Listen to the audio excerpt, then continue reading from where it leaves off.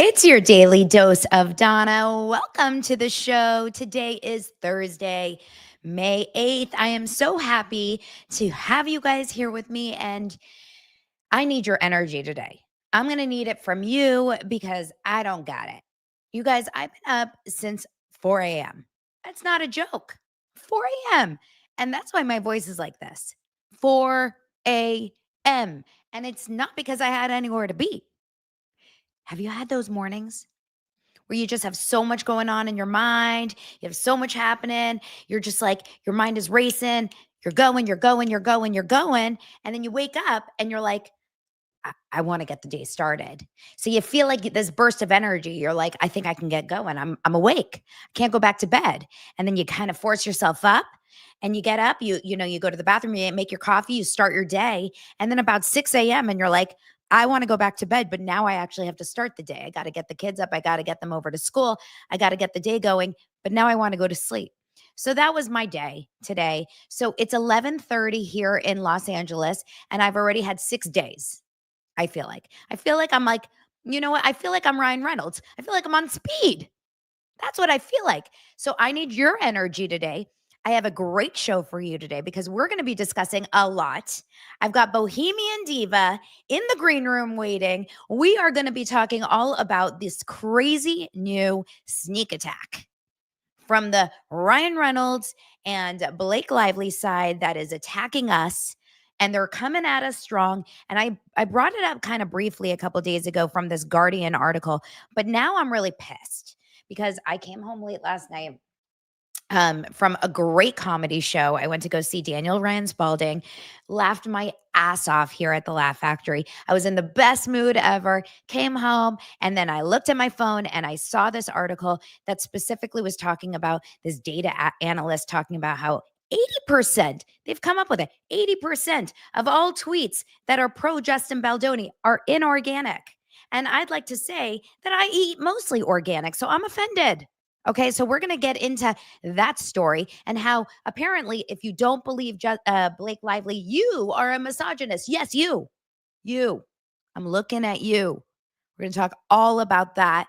And then when Marie leaves the conversation after we talk about Justin and Blake and Ryan and all of that drama, I'm going to talk about Karen Reed. I'm going to talk about Summer House. I'm going to talk about Bravo and some other big stories of the day. So everyone get cozy, get yourself a drink. I got myself an adorable Stanley cup. How cute is this guy? Isn't that so cute? It's so Beverly Hills Hotel. I love it. Welcome, you guys. It's your daily dose of Donna.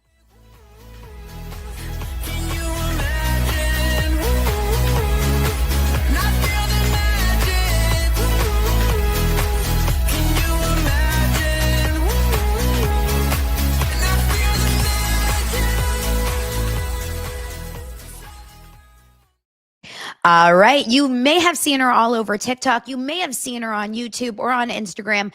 You may have seen her on TMZ. She's everywhere these days. Her name is Marie, but you may know her as Bohemian Diva. Welcome to the show. Hey, beautiful. How are you? I'm doing well. How are you? Baby, let me tell you something.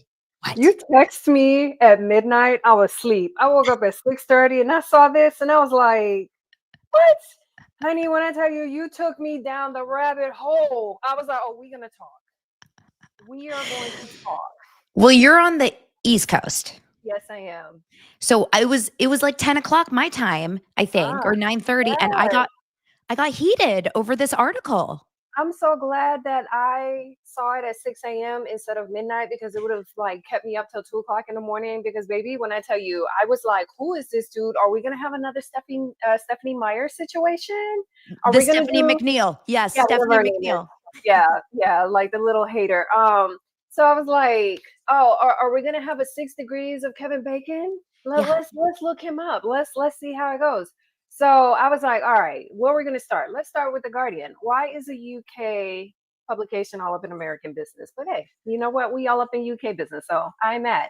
Then I hit to ChatGPT. I was like, are they left leaning or right leaning? They're far left leaning. Far left leaning. I was like, oh, okay, strike one. Gotcha. No problem. Then I was like, who is who is this dude? Let me look him up. Been in the industry 20 years. I was like, okay, all right. For the most part, he's pretty like straight down the middle. He talks about pop culture, race, social issues. I was like, all right, no issues. Then I was like, how many articles has he written about Ryan Reynolds, aka Megamind? I like to call it because that forehead is getting wider and bigger, right?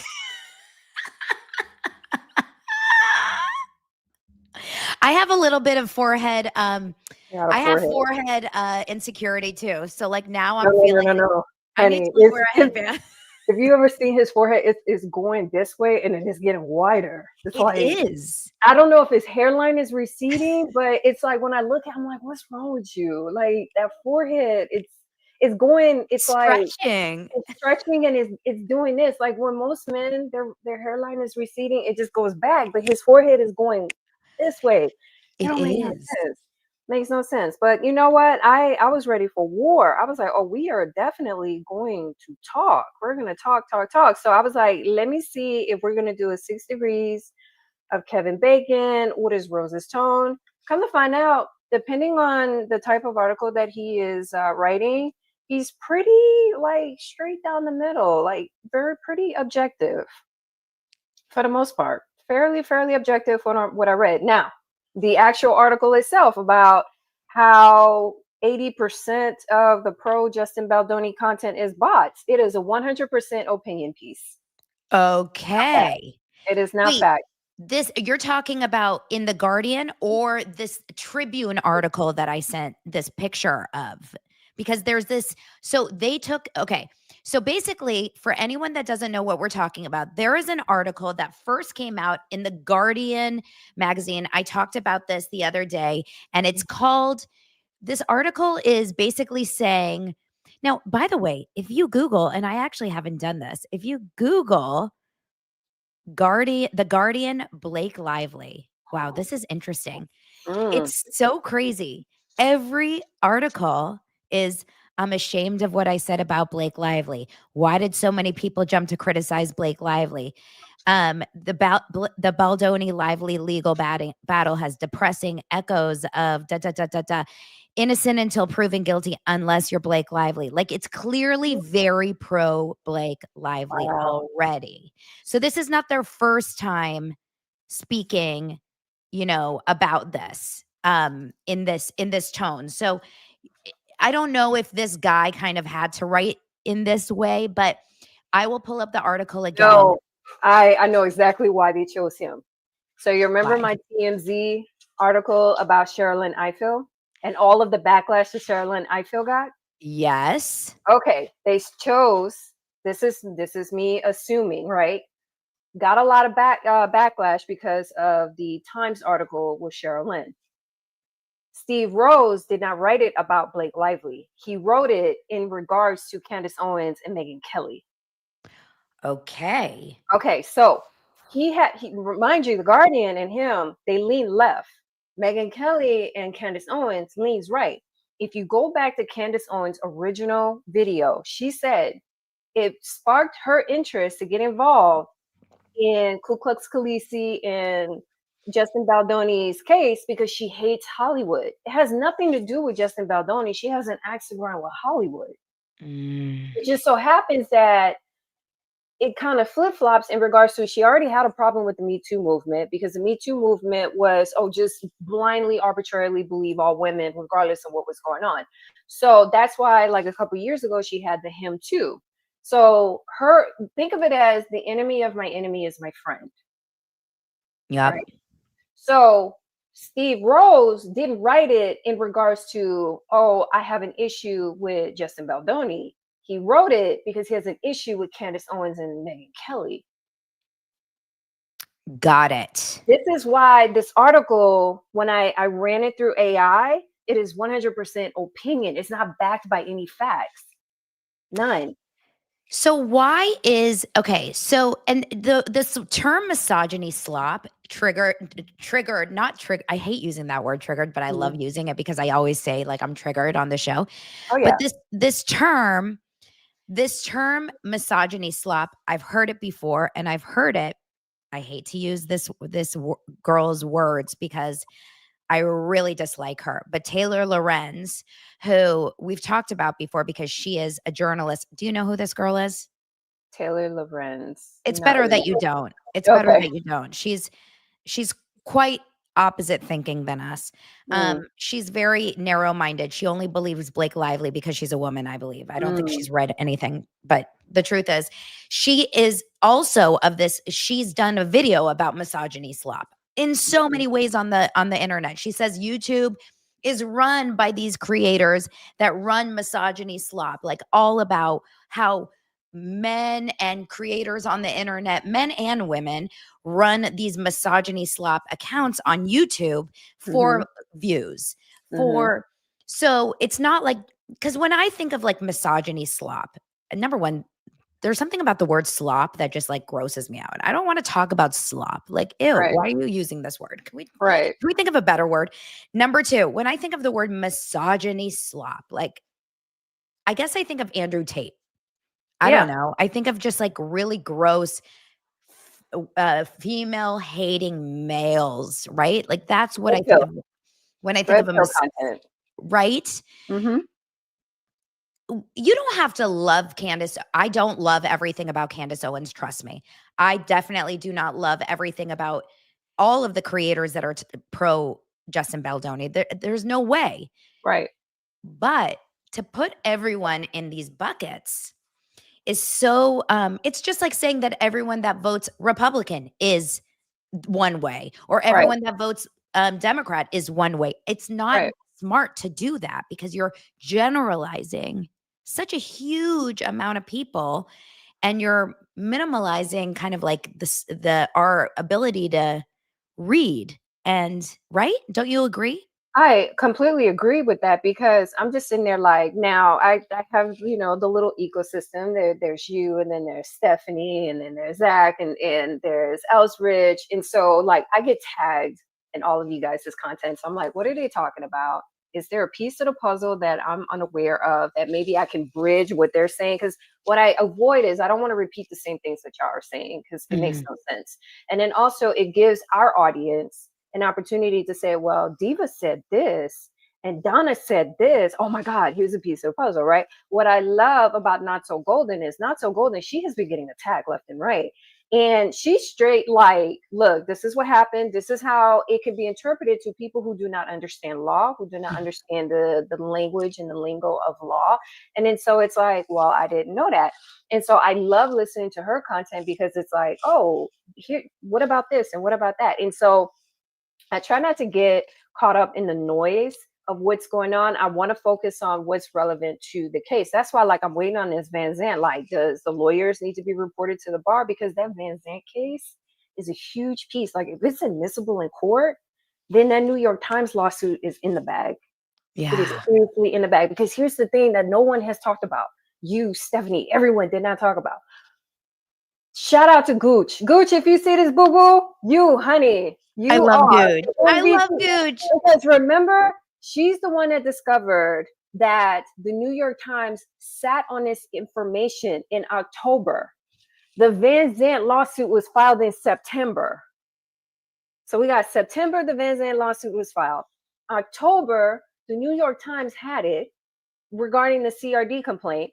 The Van Zant lawsuit was used to file the CRD complaint that was used to get the subpoena for all of the text messages and the telephone and everything else. That's why I'm like, oh, I am praying that the Van Zant lawsuit sticks and that it is admissible in court. That's why I haven't really been talking. I was like, I need this to stick.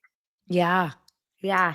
It's interesting. I wonder, I mean, I don't know enough about law to know Mm-hmm. about what do you know about tell me like your background about how you got into all of this and how you started talking about all of this because I haven't really heard about your story. Oh yeah, no, not a problem. So this was what December when all of this was happening. I was aware of what was going on in August, but I just didn't care enough. I'm like, well, this is kind of like something is off.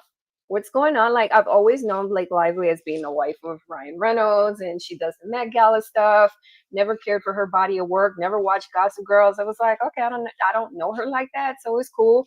And I didn't know Justin Baldoni. I don't watch Jane the Virgin. So I was like, I don't know who this dude is. And it wasn't until it leaked. And I was like, nah, this is bullshit. Like, I don't even have to read the the entire thing, because you can see there was tension, because I saw the press release, I saw everything, and I'm like, something ain't right in the bathwater. All right, whatever, not my business. I don't really care about Hollywood pop culture. I'm cool, I'm chilling. And then when the lawsuit came, I was like, something ain't right. Like, I could feel it in my spirit, my gut. Something's not right. And so my logic behind it is, I served 20 years in the Army. I was a logistics officer. While I was in the Army, I have been an investigating officer before for like non-judicial as well as judicial proceedings, ranging from lost property to misconduct with other soldiers. So I've been an investigating officer before. I was a company commander, so I was signed for $15 million worth of property, 180 soldiers. So different avenues. I've also been deployed. I've been deployed to Iraq and Afghanistan. Wow. Yes, I've also served on jury duty. That's why I have such an interesting take on law, not necessarily as a lawyer, but as a member of a jury. Wow. So, based off of my background being in the military, as well as serving overseas, I don't get emotionally invested. I look at the facts for what it is, and then I assess it. But I'm also the type of person, I like to listen to my gut and my instincts. I knew something was not right. It was just really off. That's interesting. So you Mhm. started to kind of pay attention, and then you were like, this is like Something's something off. I gotta pick Yeah. up on. I was the very first person to say, something's, I don't know this guy. I know of Blake Lively, but I don't know her enough for her character. She's always, hey, look at me, I'm pretty. And then I was like, let me watch this movie. I was like, this movie is bad. Why did Yum. I like it? I liked it. Really? It was so bad. I was just like, okay. And then I was just going down the rabbit hole, and I'm like, okay, fine. Let me read the CRD complaint, because everyone all of a sudden was like, oh my God, you're like, I don't know who to believe. And I said, trust your gut. Trust your gut. My gut says he didn't do it. He didn't do it. Something was just off. All I needed was all of the information to piece it together. And so, what really blew up my platform was women were getting mad at me, because they're like, he reminds me of my ex. My ex did this. I'm like, sweetheart, he's not your ex. Stop projecting your ex. And then all of a Mm, sudden it's like, but I was a victim. And I'm like, but this ain't got nothing to do with you. So this is me defaulting to my military background as a commander, having to deal with domestic violence situations as a commander, where it's a bunch of he say, she said, and then you have to separate them, and you have to get all of the information. And so it was so many women that were like, he reminds me of my ex, and I was a victim, and this triggering. And I'm like, this has nothing to do with you. And so as a member of the jury, I'm like, you would get disqualified so fast if you got pulled and called into jury duty, because you can't see the information objectively. You can't look at this person objectively. You are constantly projecting your ex. So like from December to about February, everyone was like, he's not your ex. He's not your ex. So I was getting blocked left and right. Like the young lady's video you sent me, oh, she blocked me. I had to go in backdoor it. I'm like, what is this? that girl that I sent you, oh, I wanna show I was gonna play it here because I wanted Yeah. everyone to see what, like, the new thing Hmm. that that people are starting to talk about, but Yeah. that's so interesting, so she blocked you. She blocked me, and I was trying to figure out, like, I don't know who you are. Who are you? And then come to find out, we did have an exchange in January, and it was, he is not your ex. Apparently, I guess Wow. she didn't like the exchange, because I never in there's been a handful of people that people would tag me in their videos, but I'm like, I can't see it, I'm blocked. But they don't like that, because they're like, oh, you're having internalized misogyny. I'm like, I don't have internalized misogyny. This is me going through 15 years of therapy that can look at one individual and say, you know what, he didn't do it. I'm gonna give you a perfect example. The Mhm. situation with Shannon Sharp and that 19-year-old. I 100% believe that he did it. Me too. I 100% believed it. The But situation, why? why? Because one, the voice note of, oh, I'm going to choke you out. Two, Mhm. he was already warned multiple times about how he needed to leave a certain demographic of women alone, and that he needed to be with a woman more of his age. And it was something that happened. I have a very long memory. So about 10, 15 years ago, when he was on ESPN, he was professing his love and his admiration for Nicole Murphy, Eddie Murphy's ex-wife. Mhm. Like, oh my God, I want to take her out. She's so beautiful. He was smoking on a black and sipping on cognac. And it turned into a whole meme. Later on, it was discovered that he had a girlfriend. And I was like, hold up, time out. So you're sitting there professing your admiration and your infatuation with one woman, but you're in a relationship with a whole nother woman. From there, I just kind of like, nah, I'm cool. You are so disrespectful. Like, how you gonna disrespect your girlfriend on national television like that? So I cut it off. His actions and his behaviors, him going live, getting it in with Michelle. Don't run away from me. Don't run away from me. Didn't he have sex on Instagram Live or something? With some poor girl named Michelle, and she got outed, and he didn't even do anything to protect her. It's like the pattern of behavior tracks. It was. So I believe 100% their relationship started off consensual, and then somewhere in the mix, it did not become consensual. I So, and agree. then the number one dead giveaway was, why are you settling for $10 million? Why Mm. are you just paying her out? I was like, you did it. You 100% did it. I believe this young lady when she said, you know what, you assaulted her and all that. When it came to Justin Baldoni, the proof was right there. How, Sweat?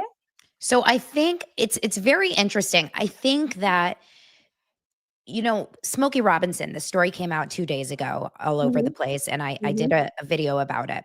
So Smokey Robinson, for those of you guys that don't know the story, the singer, the legendary, iconic singer, 80 some years old guy, mhm, comes out a story that 4 former employees of his, housekeepers of his, so I mhm, don't know details about who they are, how old they are, but they are housekeepers, so I'm going to assume that they are potentially, you know, maybe Hispanic. We don't know if they are maybe they're not legal citizens. We don't know the details of who they are and why they decided to not come out until now. But right, from the years of 2007 to 2024, I believe are the years they were repeatedly um sexually mhm. assaulted, raped, harassed, all of the like imprisoned, like it's really bad. It's I believe really, it. really bad. I believe he did it I believe because it too. you gotta look at the year he was born, right? So he's in Mhm. his 80s, which puts him in what, 19. Don't ask dosers to do the math. I know, I don't do public math. Don't ask me that. So we're looking at his date of birth somewhere around the 1940s, 1950s, right? So he's 80 something. You I gotta would look at no, earlier because my mom okay, I'm gonna say the 30s, 40s. ooh, yikes. My Yeah, yeah, well, yeah. no, my Oh mom's yeah, turning yeah. The 30s because the 40s, Pope died and he early 40s, 40s, early early 40s. 40s, So you got to look at 1940s. He was born. So that means that in the 1960s he was in his 20s. 20s. So you got to look at the attitude, the social attitude in which he was a young man. And then he was famous. So women are throwing themselves at him. And so there's this level and sense of entitlement that, if you're not in a peer group, he probably deems you beneath. And so what I take into consideration is age, social factor in regards to what was the attitude during that time period on how women were treated. Like the 90s was bad when it comes to how women were treated in the entertainment industry. I believe it. I really do believe it. I think regardless of Yeah. why or how or what, I believe it to be true because there's more than one victim Yeah. and there's detail and there's a lot of detail. Yeah. And Blake's case, There's no details. there's no damn details minus, oh, he showed me a picture or he this and that. It's like it's such vague details and it's just making me feel uncomfortable on set. Like none of it is worthy of what the punishment does not match the crime. You know what I mean? Like it's not. And I hate to do this because I don't want to minimize a woman's experiences or suffering, but Marie, I mean, and I know you guys are like, who's Marie? That's Diva, that's Bohemian Diva. But I worked in the industry, and those of you guys that have been here for a long time, you know this. But I worked in the industry, and when I was starting out, and when we're talking about power dynamics on set, when I was starting out as a casting assistant, or maybe even an intern, maybe even a casting assistant, associate, even a casting director, I was so young, I was in my early 20s, and I was very often verbally sexually harassed by these comedy writers on these Mhm, sets in mhm, such a constant, like chronic way mhm, every day because I was this young 20-year-old kind of fun, blonde, silly young girl. And I took it and I probably laughed it off because I thought it was kind of funny.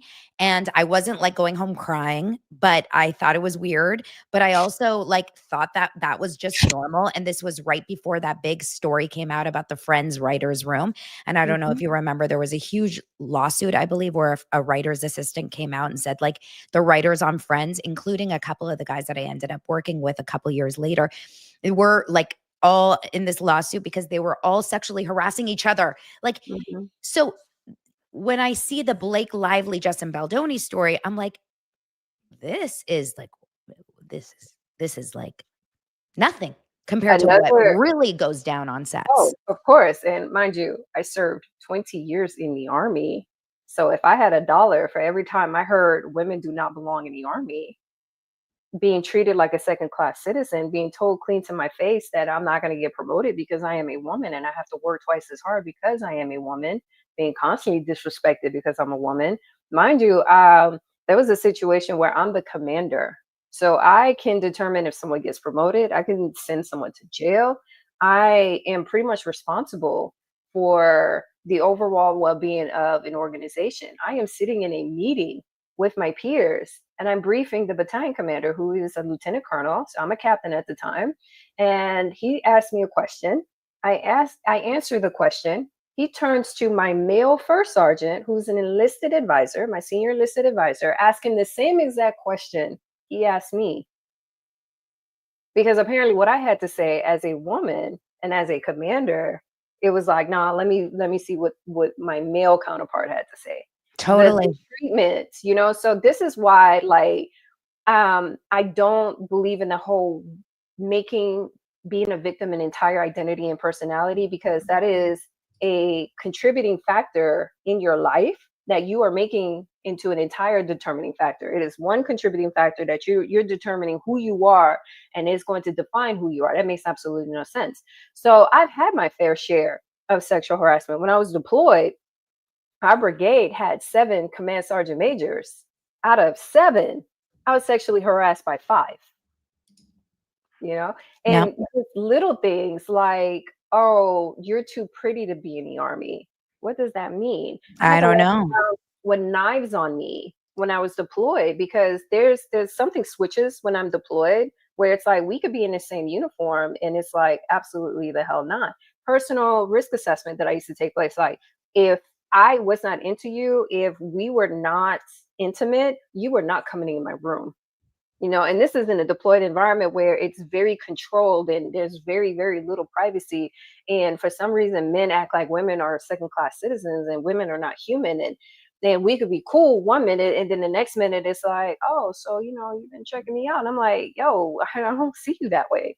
Yep. And so this is why, like, when I look at this case, I can look at it so objectively and not project my own lived experiences, because it varies. It's such a huge window, ranging from, like, hey, I trust you until I don't trust you. But at the end of the day, when it comes to my personal safety, I'm not going to put myself in a situation where it's like, oh, I'm about to bury a body.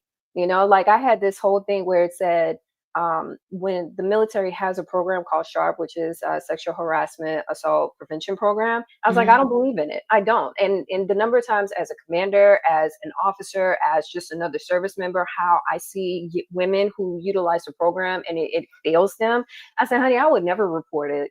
I will bury you. I know where the bodies are buried, and I know how the process works, and I know how the reporting process works. I will bury you. I have been in situations where I've had to take a young girl to the emergency room at 3:00 in the morning, and she had to get an SAE exam done. Wow. So this is why, like, people are like, oh my God, I'm so infuriated, and I'm so angry. And I'm like, you just have to temper your feelings. Because ultimately, us as consumers, as viewers, we do have the power. We do. Yeah. And we have to hone that power to where we can communicate to Hollywood and to other consumers that I don't want to see her in any body of work. I am not going to support anything that is associated with her name. This is how I can have control and have power over what's going on, because she's definitely gaslighting the crap out of the public. Well, everyone always says, like, I mean, look, the entire country is so big on like, put your money where your mouth is. Don't go to Target if you don't believe in their policies. Stop shopping on Amazon if you don't agree with their policies. Don't do this. Don't do that. Don't buy a Tesla. Don't do that. Like whatever it is that you believe in.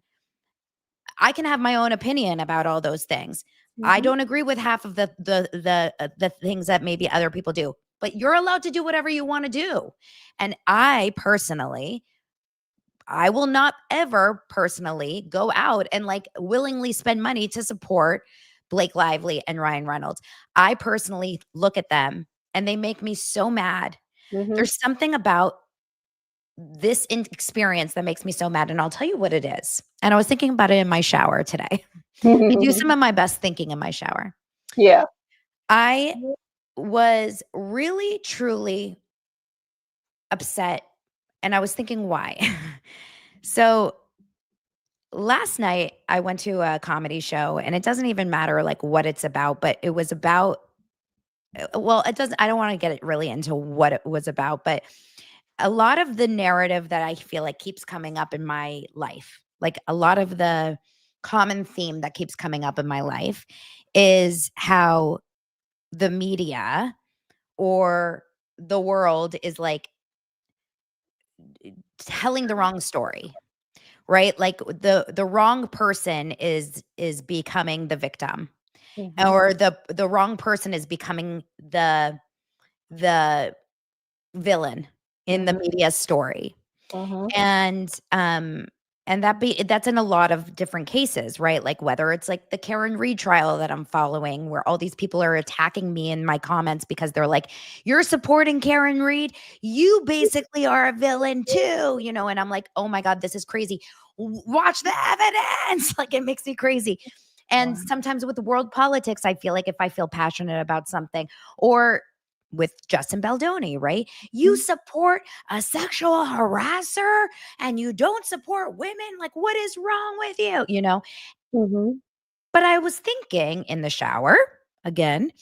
I keep saying that just to kind of, get you guys excited, is because what bothers me the most is that they didn't do this to the Andrew Tates of the world. They chose not to do this to like the gross, disgusting, I don't know, James Franco's of the world, or like the actors that you hear these creepy things about, that like there are gross actors out there. Henry There are Cavill. actors that like touch you a little too much, or maybe like make women feel uncomfortable on set. There are actors like that everywhere you look on set. But they did it to the man that like specifically, and I don't think this was for show. I don't think this was like a bullshit like mask. Specifically made it his goal to make women feel important and empowered and elevated and platformed. It's like sick. It's actually like a sickness. Whereas Ryan Reynolds, his goal, and if you listen to any of like the blinds or anything, his goal with his past two big high profile relationships, that's Scarlett Johansson and Alanis Morissette, was very, very controlling with them. And even Blake Lively, he wanted this girl to stay in the kitchen and not work. He's a controlling piece of shit. And Justin wanted all women to like shine. And they're now shoving this misogyny shit on us because we are supporting the man that wanted women to shine. It's like a wild, topsy-turvy shit. Isn't it upsetting? Oh, I got some tea for you in regards to The Guardian. Let's get it. All right. So, according to a 2003 article, the editor-in-chief, Catherine Viner, and the CEO, Anna Bastion, was heavily criticized in regards to the sexual harassment complaint that was filed in 2018. They did not handle the sexual harassment complaint that was filed by multiple women, 7 to be exact, against an individual named Nick Cohen. Basically, they're in charge. The Observer is a sister to The Guardian, and both ladies handled the sexual harassment poorly. So they're just like they're they're not on their shit anyway. They're Mhm. basically just like not doing their due diligence anyway as a Mhm. journalistic. Oh, of course. And then the founder of The Guardian, right? Come to find out, it was learned that the founder of the Guardian, who's like, a couple of 100 years old, Simon Singh, no, Guardian published a column by science writer Simon Singh criticizing chiropractic. They've been sued multiple times. I'm not surprised. But one thing that says is Guardian owner apologizes for the founder's link to slavery. So What? the Oh, it's a founder, birth of a feather with Blakey. oh yeah, definitely. So the Guardian ain't got no room to talk because they've been sued multiple times and lost. On top of that, the way they handle the sexual harassment complaints in house poorly, and mind you that the key leaders are women. Oh, when I tell you, you took me down a rabbit hole. Sorry. You took me down a rabbit hole because I was like, let me see what is this about. Then on top of that, I was like, tell me more about the founder. So John Edward Taylor, the founder of the Manchester Guardian, now known as the Guardian, was responsible. He was the financial backer of the 19th century transatlantic slave trade. Shut up. The founder of The Guardian was the The backer. founder, he was the financial backer for the transatlantic slave trade in the 19th century. So the pot calling a kettle, what? Oh my It- God. Why are it- they all connected to slavery? okay. It's so crazy. And then the leaders had to apologize, and they pledged 10 billion pounds for education, diversity, and whatnot. I said 10 billion pounds. That's not enough. That is not enough. Financial backer. That means that they funded the transatlantic slave trade, the founder of the Guardian. Oh my God. Wait, okay, we're going to come back to this Guardian article, but I just saw a comment. So thank you so much. So I just want to see it. SGAX S came in with some breaking news that Blake Lively's lawyer was just interviewed for People magazine. So we've got to look at this because we got breaking Of news. course. Blake Lively's lawyer speaks out in first interview, reveals that the actress will testify in Justin Baldoni trial. Well, she ain't got a choice. But whoa, hold up, testify. This is Oh, wait. That means that the Van Zandt lawsuit might stick. this is interesting, you guys. Let's read it together, okay? Okay. Can you guys see it well enough or do you need it bigger? Can you see it okay? Just a little bit bigger. Let me see if I can make it a little bit bigger. Is that good? Yeah, that's good. Blake Lively's attorney, Mike Gottlieb, confirms to People that the actress is planning to testify. All right, let's read it. Blake Lively is preparing to speak out under oath. In an exclusive interview with People, the actress's attorney, Mike Gottlieb, confirms that she is expected to take the stand in the upcoming trial. You guys, this is going to trial 100% involving her co-star and director, Justin Baldoni. Yes, Gottlieb said when asked if Lively will testify. The ultimate moment for a plaintiff's story is to be told is at trial. Yeah, she's already working with her acting coach, don't you think? Of course. We expect that to be the case here with Lively. So we would, of course, expect her to be a witness at her trial. Of course, she's going to testify. Speculation around Lively's role in the trial surged in late April following her speech at the Time 100 gala, before revealing on stage that her mother had survived an attack by a work acquaintance who oh my God, Elridge is here. Hold on, I see in the comments. Where is she? How do we get her on this live? Yeah, honey. Elridge, do you want to get on here? I'm going to text you that if you want to get on here, I'm texting you the link. Oh my God, that would be so fun, the three of us. Okay, wait, hold on. Before revealing on stage that her mother had survived an attack by a work acquaintance who attempted to take, I don't mean to laugh, I'm so sorry, who attempted to take her life before Lively was born, the star attempted, the star hinted at the case saying there was so much to say about the last 2 years of my life. Lively's legal team claims that she also won't be the only one stepping forward. Yeah, better be more. Better be more, huh? There are individuals that were witnesses to or experienced misconduct that is relevant to Miss Lively's claims. We expect their testimony, particularly about what took place on set, will come out through live witness testimony. With discovery underway, both parties will begin questioning those involved. In discovery, they'll have an opportunity to ask Miss Lively questions. Likewise, we will have the opportunity to take the depositions of the defendants. I'm just looking at his forehead now. Megamind. You see what I'm talking about? Like it goes up Okay. and out. Elridge, I'm texting you the link right now. Hold It's on. like it's going up and out. Like most men, their forehead starts to recede back. His shit is going like Megamind. Someone said in the comments, "Oh, so we're making fun of looks now?" And I'm like, Yes, "Oh God, we you are. guys, come on, they get Yes, a pass." we are because men are allowed to age and women are not. So I'm going to talk about Megamind, aka Christopher Columbus of Hollywood. Beyond witness accounts, Lively's legal. Okay, so their case will also rely on evidence. In addition to live testimony, where's the evidence? That's the evidence I want to see. Mm-hmm. Where is that evidence going to be? Mm. It says, in addition to live testimony, the legal team plans to present documents and statements from producers, Sony Pictures, and other witnesses. Holy shit. After watching this Karen Reed trial right now, I am like literally panicking about. But you know what's the worst part about this, you guys? We're not going to be able to see it. What? It's not going to be televised.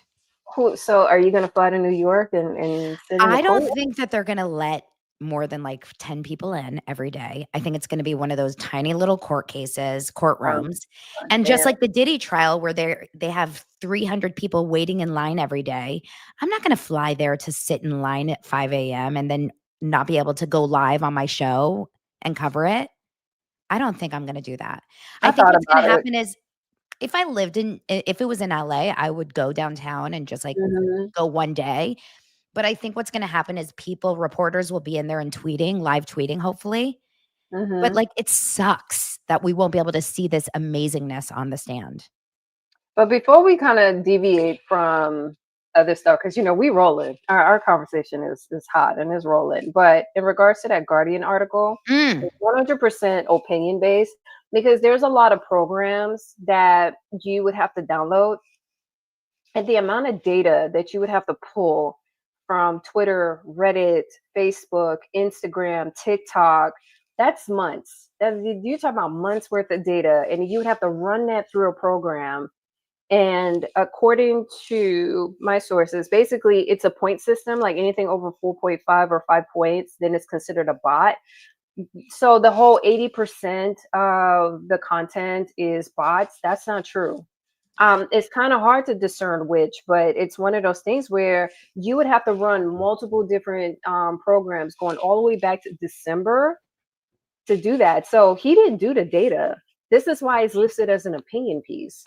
Well, let me show you. I'm going to show you another article that talks about the data like specifically. But number one, Elsie from Elridge. Am I here? Yes, you're live. You should start saying something. I thought I was still in a green room making faces. I wanted the world to see who you really were. How are you? I didn't know you see me in the comments. I was trying to say hi on the low, and everybody started going Elridge. I'm like, oh shit. Look at the three of us, you guys.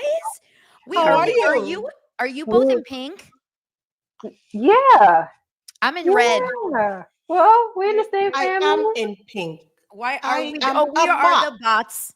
I am the bot of the Baldoni The last time me and Elsie was together live, we left everyone on this really bad cliffhanger. It was so much of a cliffhanger. Till today, people are asking me, girl, where's the finale? Cliffhanger in regards to she was going down the timeline, and I was like, hey, if she wasn't available, how did the sexual harassment take place? I remember that, but I think your timeline was off. Was it right or was it off? No, it was definitely. No. She was reading it line by line, and I was reading the relevant events. Yeah, all of the relevant events, and I'm listening to her, and I was like, well, she wasn't around, and they were barely filming, and then if they were filming, they were in front of a camera. How did the sexual harassment take place? And his It's just like, bodyguard was attached. His bodyguard was yeah, attached to her hip the whole time. Her bodyguard, yeah. I'm sorry, her Her bodyguard. bodyguard was everywhere. So I was like, and then in the trailer, the scene where the trailer, they were like, oh, she was breastfeeding. Her assistant was there. Her nanny was there. The bodyguard was there. The And Jamie the Heath makeup had entered, person. and the makeup person was there. The Jamie Heath had entered. She told Jamie Heath not to look at her in the eyes. And then Justin had came after. So when Elsie was like, on this date she wasn't there, on this date they wasn't there, they had to reschedule and reshuffle the call time. And then that's when I interrupted her. I was like, my love, if she was never around, how did the sexual harassment take place?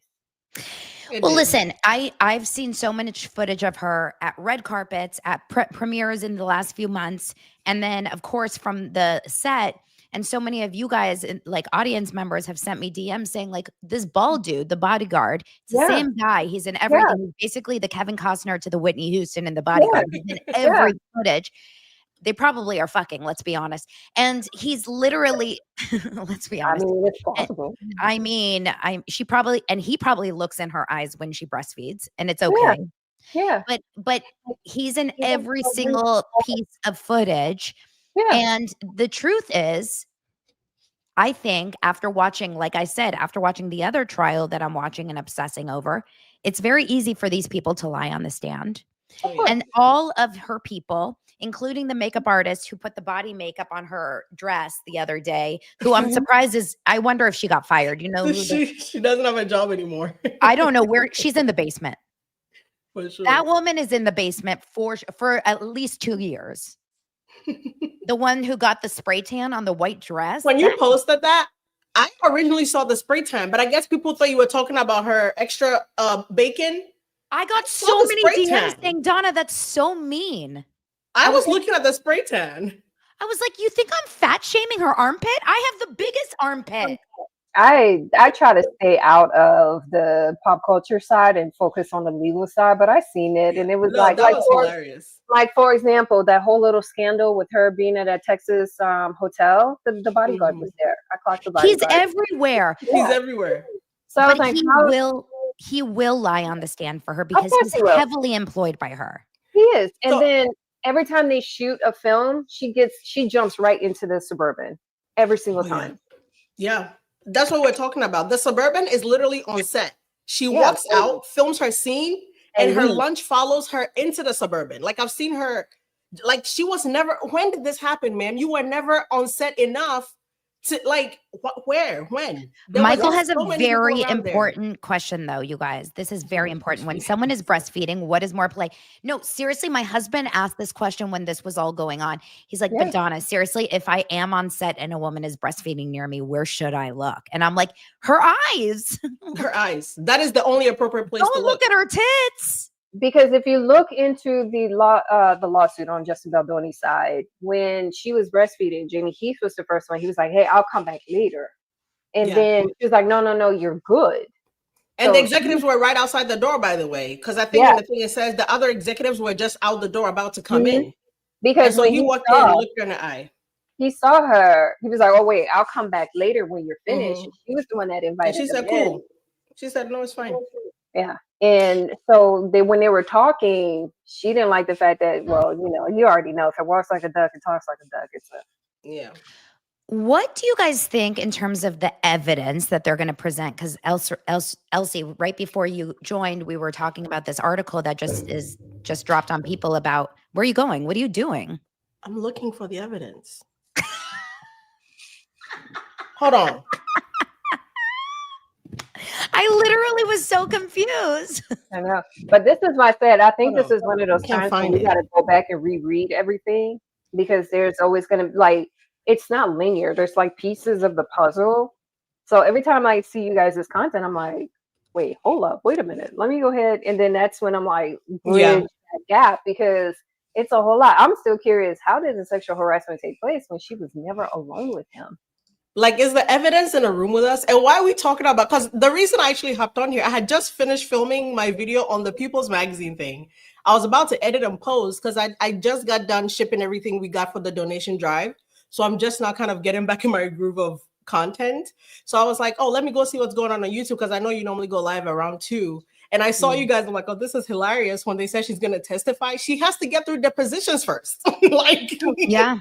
she has to get through depositions. And as soon as she starts doing these, it's over for her. Breastfeeding is going to eat her up. She's cannot not making answer it. a direct question at all. She She's cannot. not.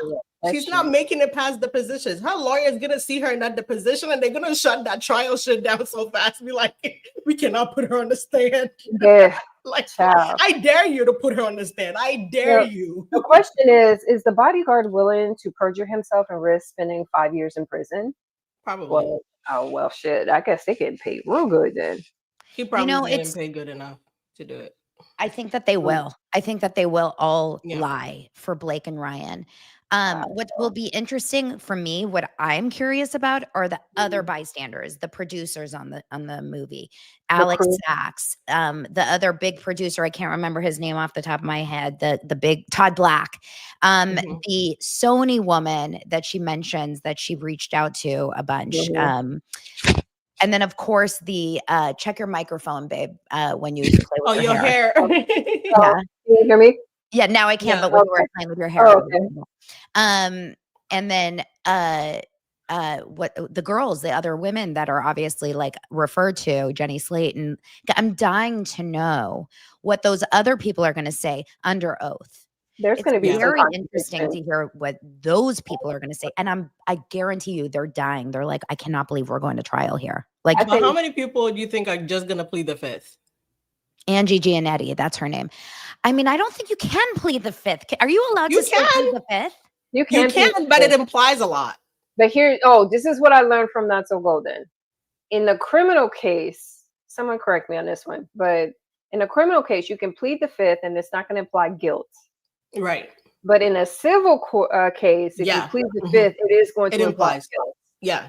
You leave me to my imagination. Because if you're Jenny Slate and we ask you, did you ever see Miss Lively being, I plead the fifth, bitch, what? The fuck is a yes or no question? What are you pleading the fifth for? And then on the Brennan Sklenar part, I think he's got most of his benefits. He's almost like at his tenure. He's got all the stuff he was gonna get out of it. Thor is booked and busy, bro. He's booked and busy. So feel free to speak.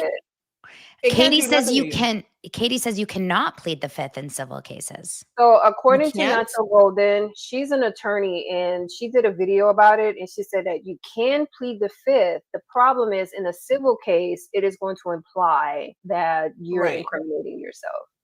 Got it. Because typically jurors are not allowed to imply or infer your guilt or innocence from you pleading the fifth. But in a civil case, it's unheard of that someone would plead the fifth in a civil case. But Not So Golden did. Let me look this up. Look. Check your resources. Now, in the meantime, going back to this 80% of the tweets that are pro Justin Baldoni are bots. I've been working on my bot stance. I'm a bot. So this article is written, and I'm going to share it really fast with you guys. It was written, obviously, it was for The Guardian, but they had it. They like rewrote it for the Tribune, which is this ridiculous. I don't even know what this article is. Oh, by the way, hi right wingers. Oh, we're all. I didn't know I was a right winger. No, only flying right. What? Okay, look, before we continue, yes, you can plead the fifth in a civil case, but there's an important difference. Pleading the fifth refers to evoking your right under the Fifth Amendment of the U.S. Constitution, which protects you from being forced to incriminate yourself. How it works in the civil cases, in criminal cases, you plead the fifth means the jury cannot use your silence as an evidence of guilt. In a civil case, however, if you plead the fifth, the jury or the judge is allowed to draw a negative inference, meaning that they can assume your refusal to answer is suggest wrongdoing. Exactly. Interesting. I love Google. That's what I thought. All right, that's good. Because we all know I'm a lawyer. You're everything.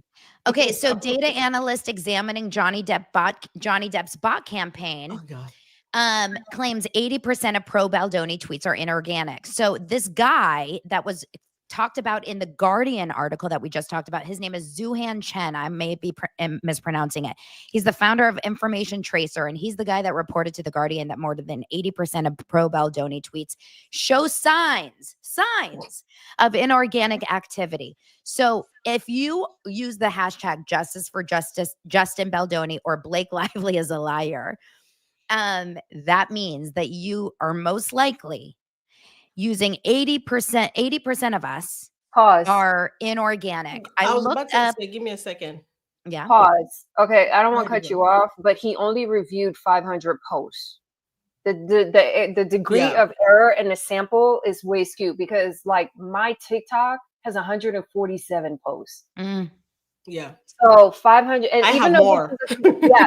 So the degree of error, because like this is me going back to undergrad when I took statistics and it made me cry.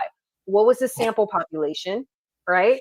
And then out of that sample population, what was the degree of error? Like would have n minus 5. And then from there, that's how you determine where that 80%. 80% of what? So he said But 80%. Go ahead. I wanted to touch on that because he also says signs of inorganic activity. So are the people liking it bots? Are the people retweeting it bots? Are the people resharing it bots? Or is the person posting it the bot? That's not the same thing. Oop, Signs oop, of oop, inorganic activity does not equal me being a bot. I could post and 10 bots could like it. Doesn't mean I'm a bot. So they That need to actually if you that don't makes look, a if lot you of don't sense. read between the lines, that's not what it's trying to say. They And think then we're I'm mad stupid. that they And then think we're on not top here. of that, where was the source? Because we're talking about, is it TikTok? Is it Twitter? Is it Instagram? Is it Facebook? Is it Reddit? Because 500 He says tweets. tweets. So But I tweets also, I can make all right, I can make a TikTok or Instagram and post it on Twitter. Is that exactly. counted So as a is it tweet or is that an Instagram post that made it to Twitter? Like, is it a where's the repost? math? You The guys, math I I'm going to invite Zuhan Chen onto this show because you guys are going to go at him. Let's look at who Zuhan Chen is according to Grok. Okay, Grok is my Let's favorite. see. It says Mine- Zuhan Chen is a cybersecurity expert, entrepreneur, and researcher.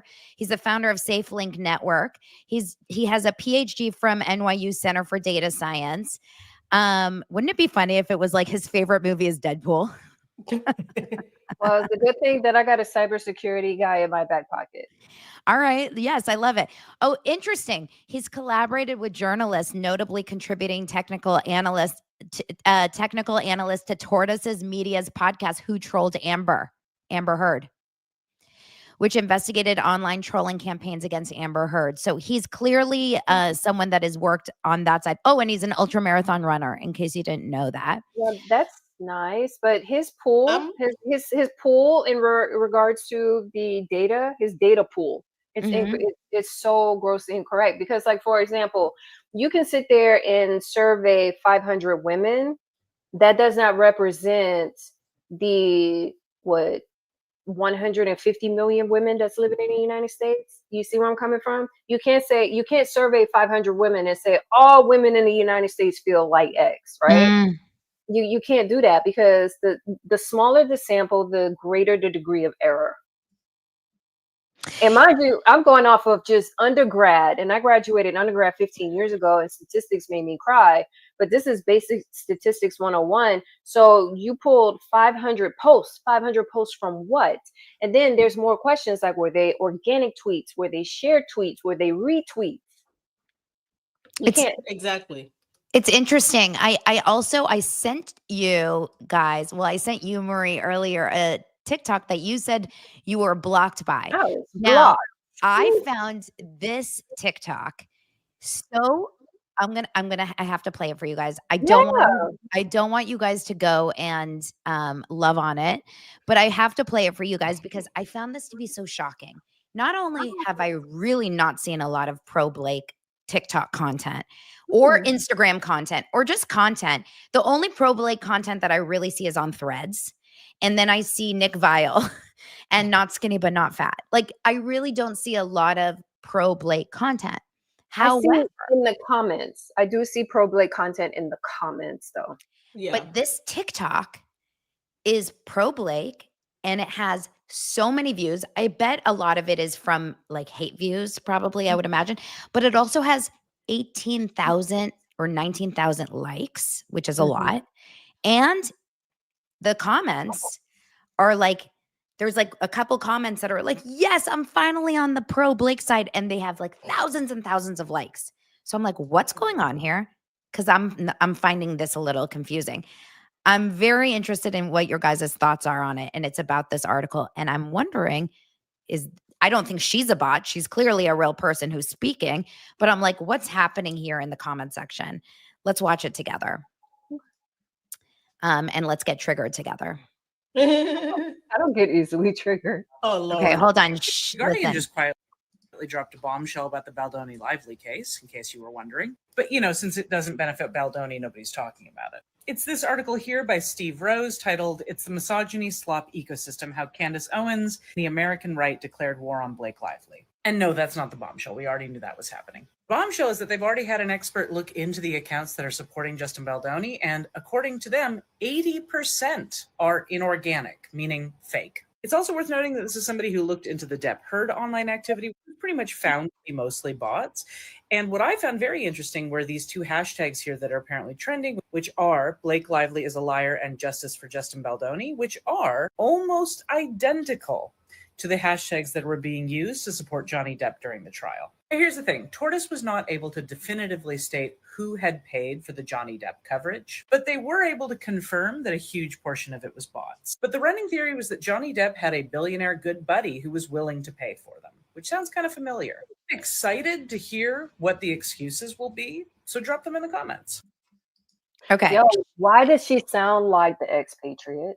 The pitch and the cadence is just like the expatriate. I think she's Canadian. Oh my God. Canadian. So I wrote, I was very annoyed by her last night. So I said, this is insane and a lie. Sorry. And 3 likes? Yeah. No likes. Weird. Right.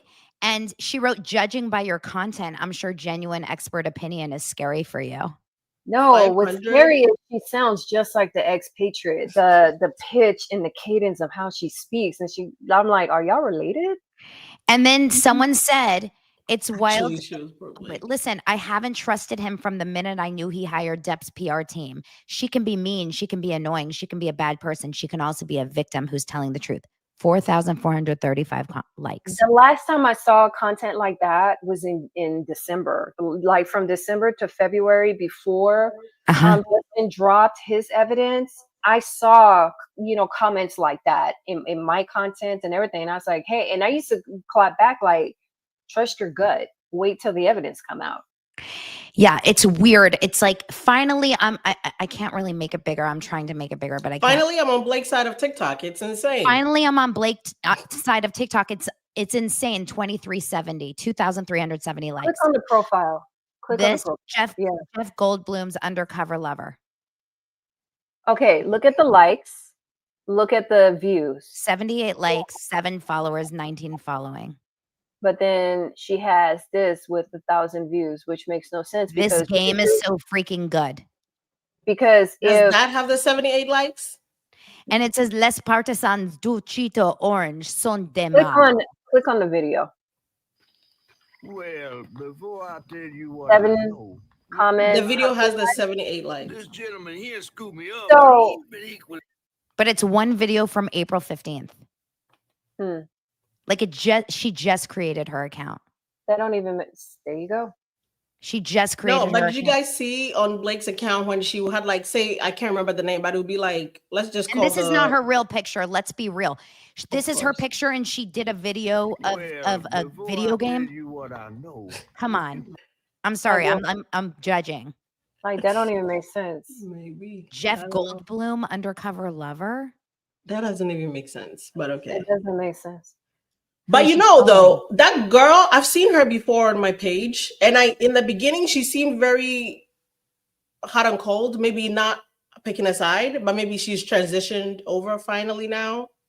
Maybe Blake's mom's story pushed her. I don't know what finally did it. But you know what's interesting? She also doesn't even follow that girl.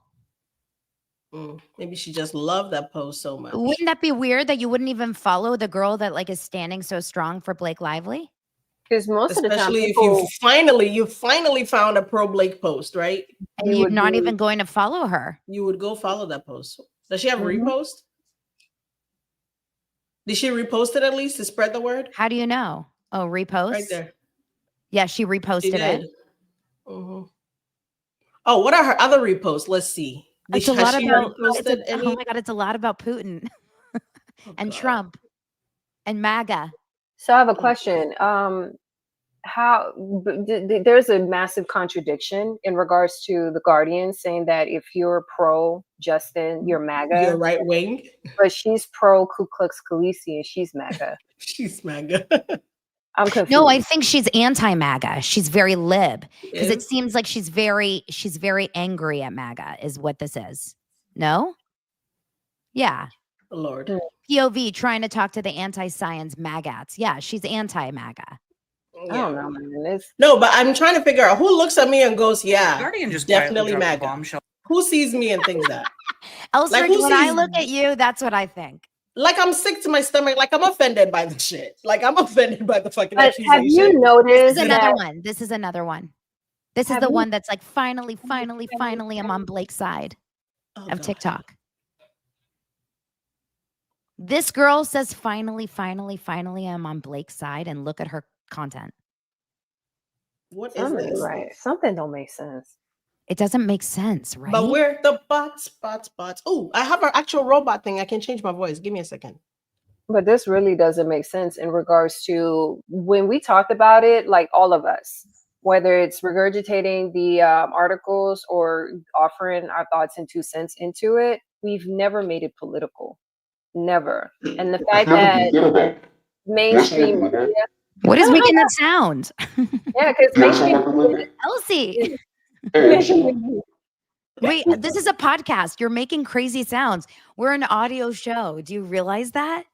I'm going to get yelled at and I'm going to get bad reviews. It always gets unhinged, Donna. You knew that before you invited me up here. Yeah. But no, have you noticed that mainstream media outlets like The Guardian and wherever that Stephanie girl works at, they're trying to make it political. And we've never made it political. Never. Yeah. And it's just the fact that they have this hatred and disdain for Megyn Kelly and Candace Owens. And the funny thing is, if you look at Megyn Kelly and Candace Owens' motives, it really has nothing to do with Justin Baldoni. It has everything to do with the institution of Hollywood that they hate. Yeah. So it goes back to the enemy of my enemy is my friend.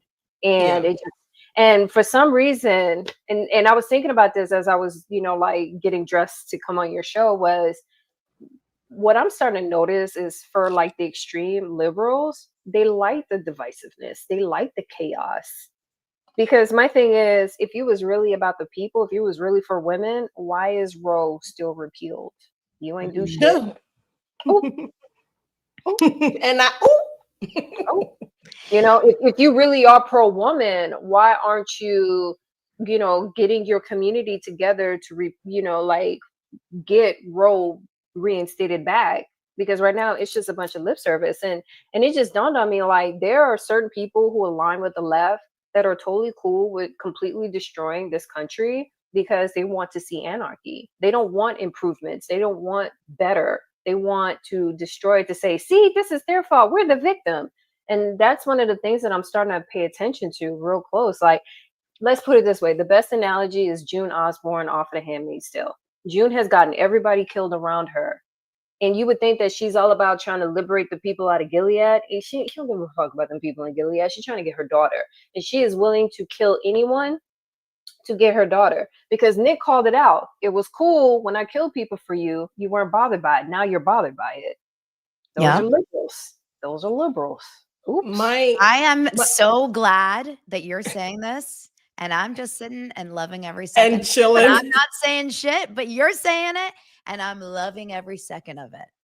My biggest thing whenever people are like, oh my God, like don't quote or cite Megyn Kelly or Candace as your source. Okay, I'm not writing a dissertation. I'm not trying to get a PhD out of this. It's a point that I'm making. Me and Candace are never going to be at a dinner table. I'm never eating dinner with a lady. On this matter, like, why is it that you guys don't think I can have a different point of view from the lady, but I can agree with her when something makes sense? Like, if Candace says today is Thursday, May 8th, and I know today is Thursday, May 8th, why the fuck am I going to sit there and argue with a lady? Yep. Like, why can't you guys comprehend that, hey, there could be a point where she's nuts, but she's not completely nuts today. Yeah. But Like, it doesn't mean me agreeing with her today on this matter doesn't mean everything she's done or everything she talks about is excused. Don't But they we say a agreed broken to clock is even right is twice a day? twice a day. And Yeah. every two times she's been right, I've been right with her. Yeah. What are we But talking here's the about thing: here? people are losing the plot to the entire story. They're completely Way too losing the plot. fast. Here's where it boils down to. Had it not been for the sexual harassment complaint filed with the CRD that was never even officially filed with the CRD, we would have never known that this woman stole a movie.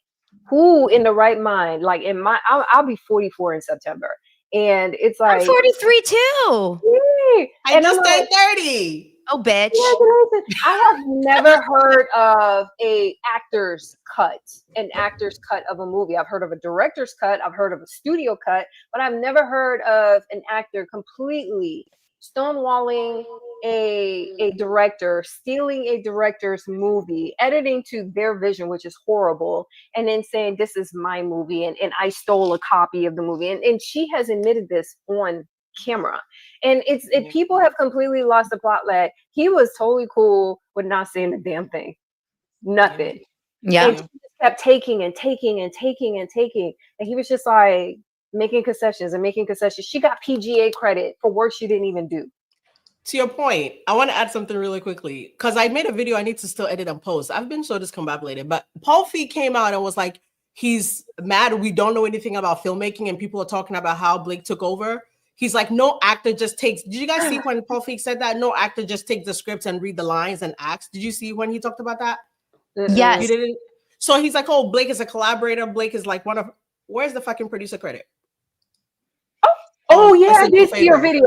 I saw your video. No, but like I've made a new one. I haven't posted yet because when this new movie came out, Paul Feig called himself talking this. I had to make a new one because he really came out and said people are acting like Blake should just read the lines and be an actor. Okay, where's her producer credit on your new movie?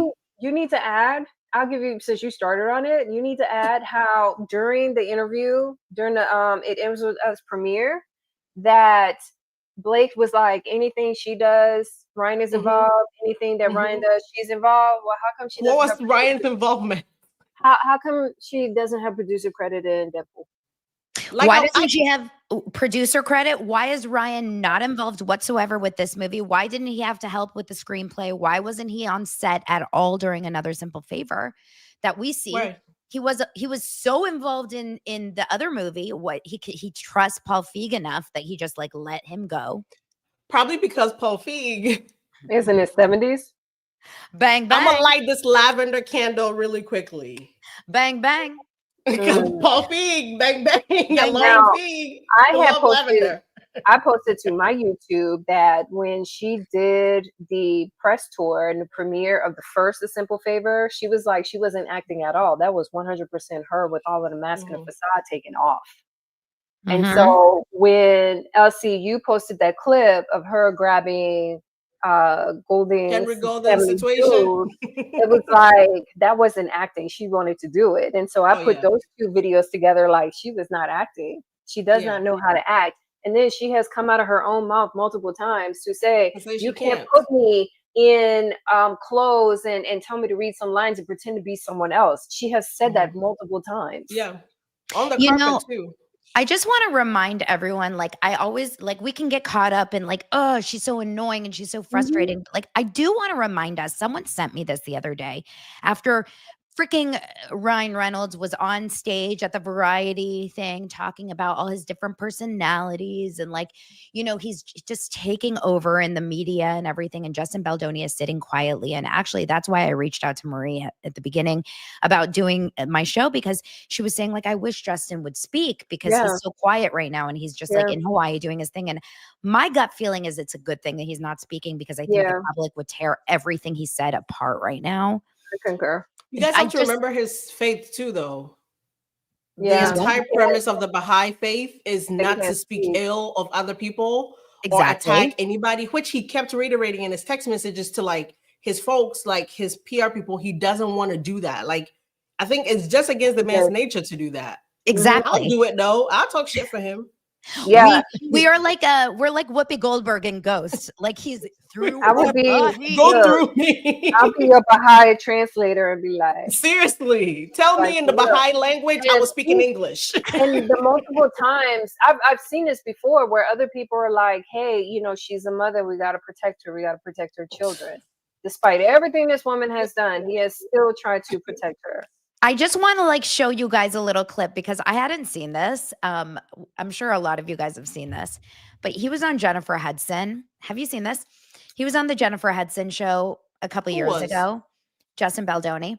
Oh, and, okay. And someone sent this to me and they were like, I think Ryan just steals everything he says in interviews just because. He does. But I watched this interview. It's a very short little interview. And I just want to remind you guys how freaking sweet and kind and nice and lovely Justin Baldoni is. Just remember this because this is the man that we are talking about. We're not talking about creepy, you know, the Shannon Sharp, like, I'm going to choke you out shit. My Michelle. What's his name? No, the girl that he was on live with. Oh, okay. We're not talking about Smokey Robinson, like taking the girl in the garage and like, you know, doing all kinds of crazy shit. We're not talking about all these disgusting perverted men. We're talking about this. And I think it's important to like once in a while, just like remember who Justin Baldoni is. And like, this is who Ryan Reynolds and Blake Lively are working their asses off to take down. Just watch a little bit of this. Often you get to sit next to an EGOT winner. Thank you so much. Like, hello. Thank you. Listen, I want to thank you for writing this book because I have Boys Will Be Human. and I love that book. 7 of his cousins, and I call them Camp David. So this is going to help me learn a lot about boys. Tell me what inspired this book. Oh, your son's 13. He's 13. First of all, I want to sign a copy to him. Please do. Please. For do. me, this was. Aww. First of all, Right? there's no books for young boys. We have abandoned them. Diary of a Boys Wimpy will be Kid. boys. We just kind of let them go.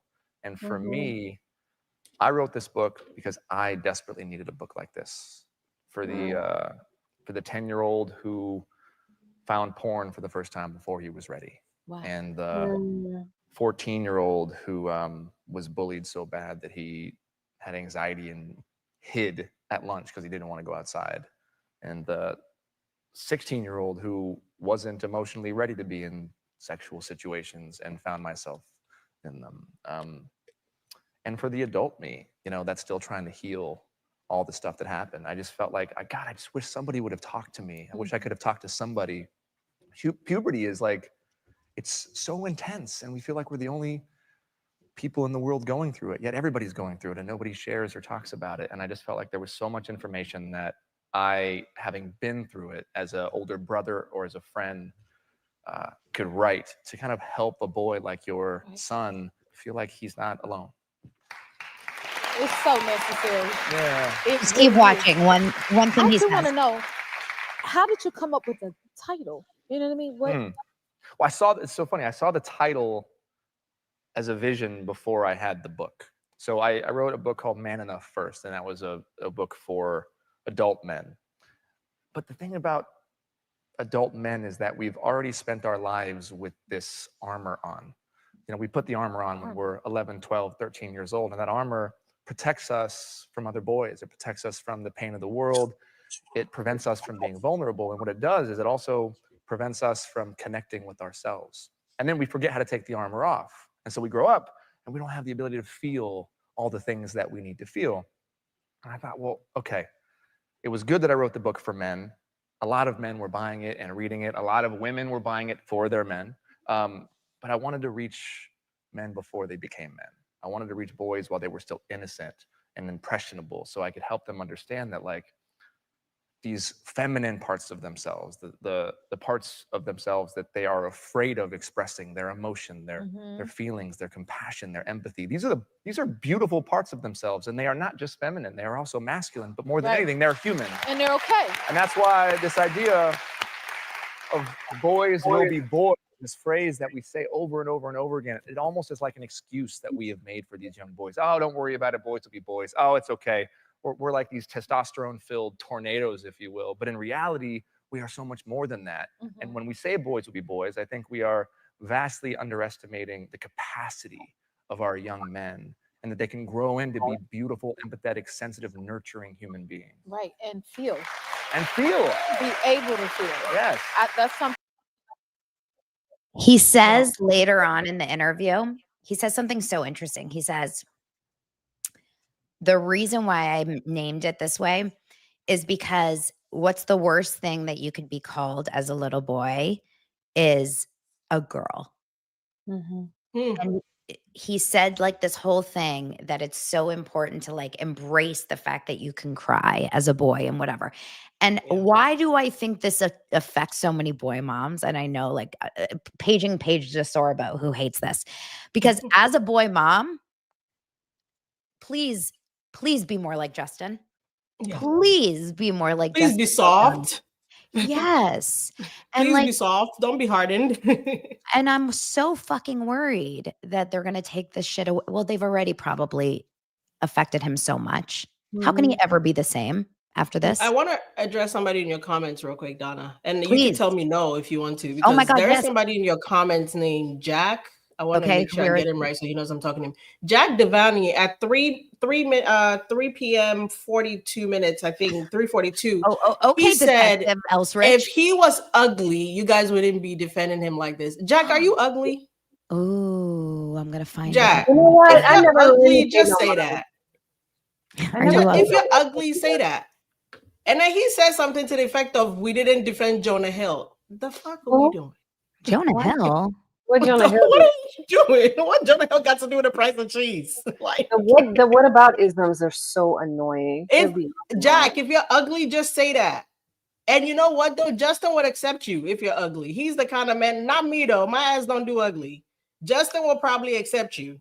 So you want me to defend him so that one day he Oh, can I help found you it. out. If he was ugly, y'all wouldn't think he was so nice.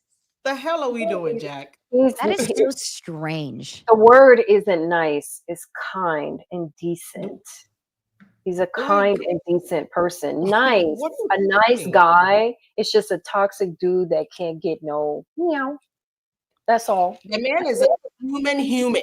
Okay, he's a human's He's a human. human being. Like this is the problem with these polarizing conversations that I see online where it's like men versus women. There's no space in between, where it's like women can't even say, hey, I desire marriage, and then you got a bunch of bitter ass, misandrous red pill feminists that's in the comment section talking about, oh, you're just a pick me. So it's like, no. I desire marriage and I want to be married. I want to be married to someone who sees me as the choice, not a choice.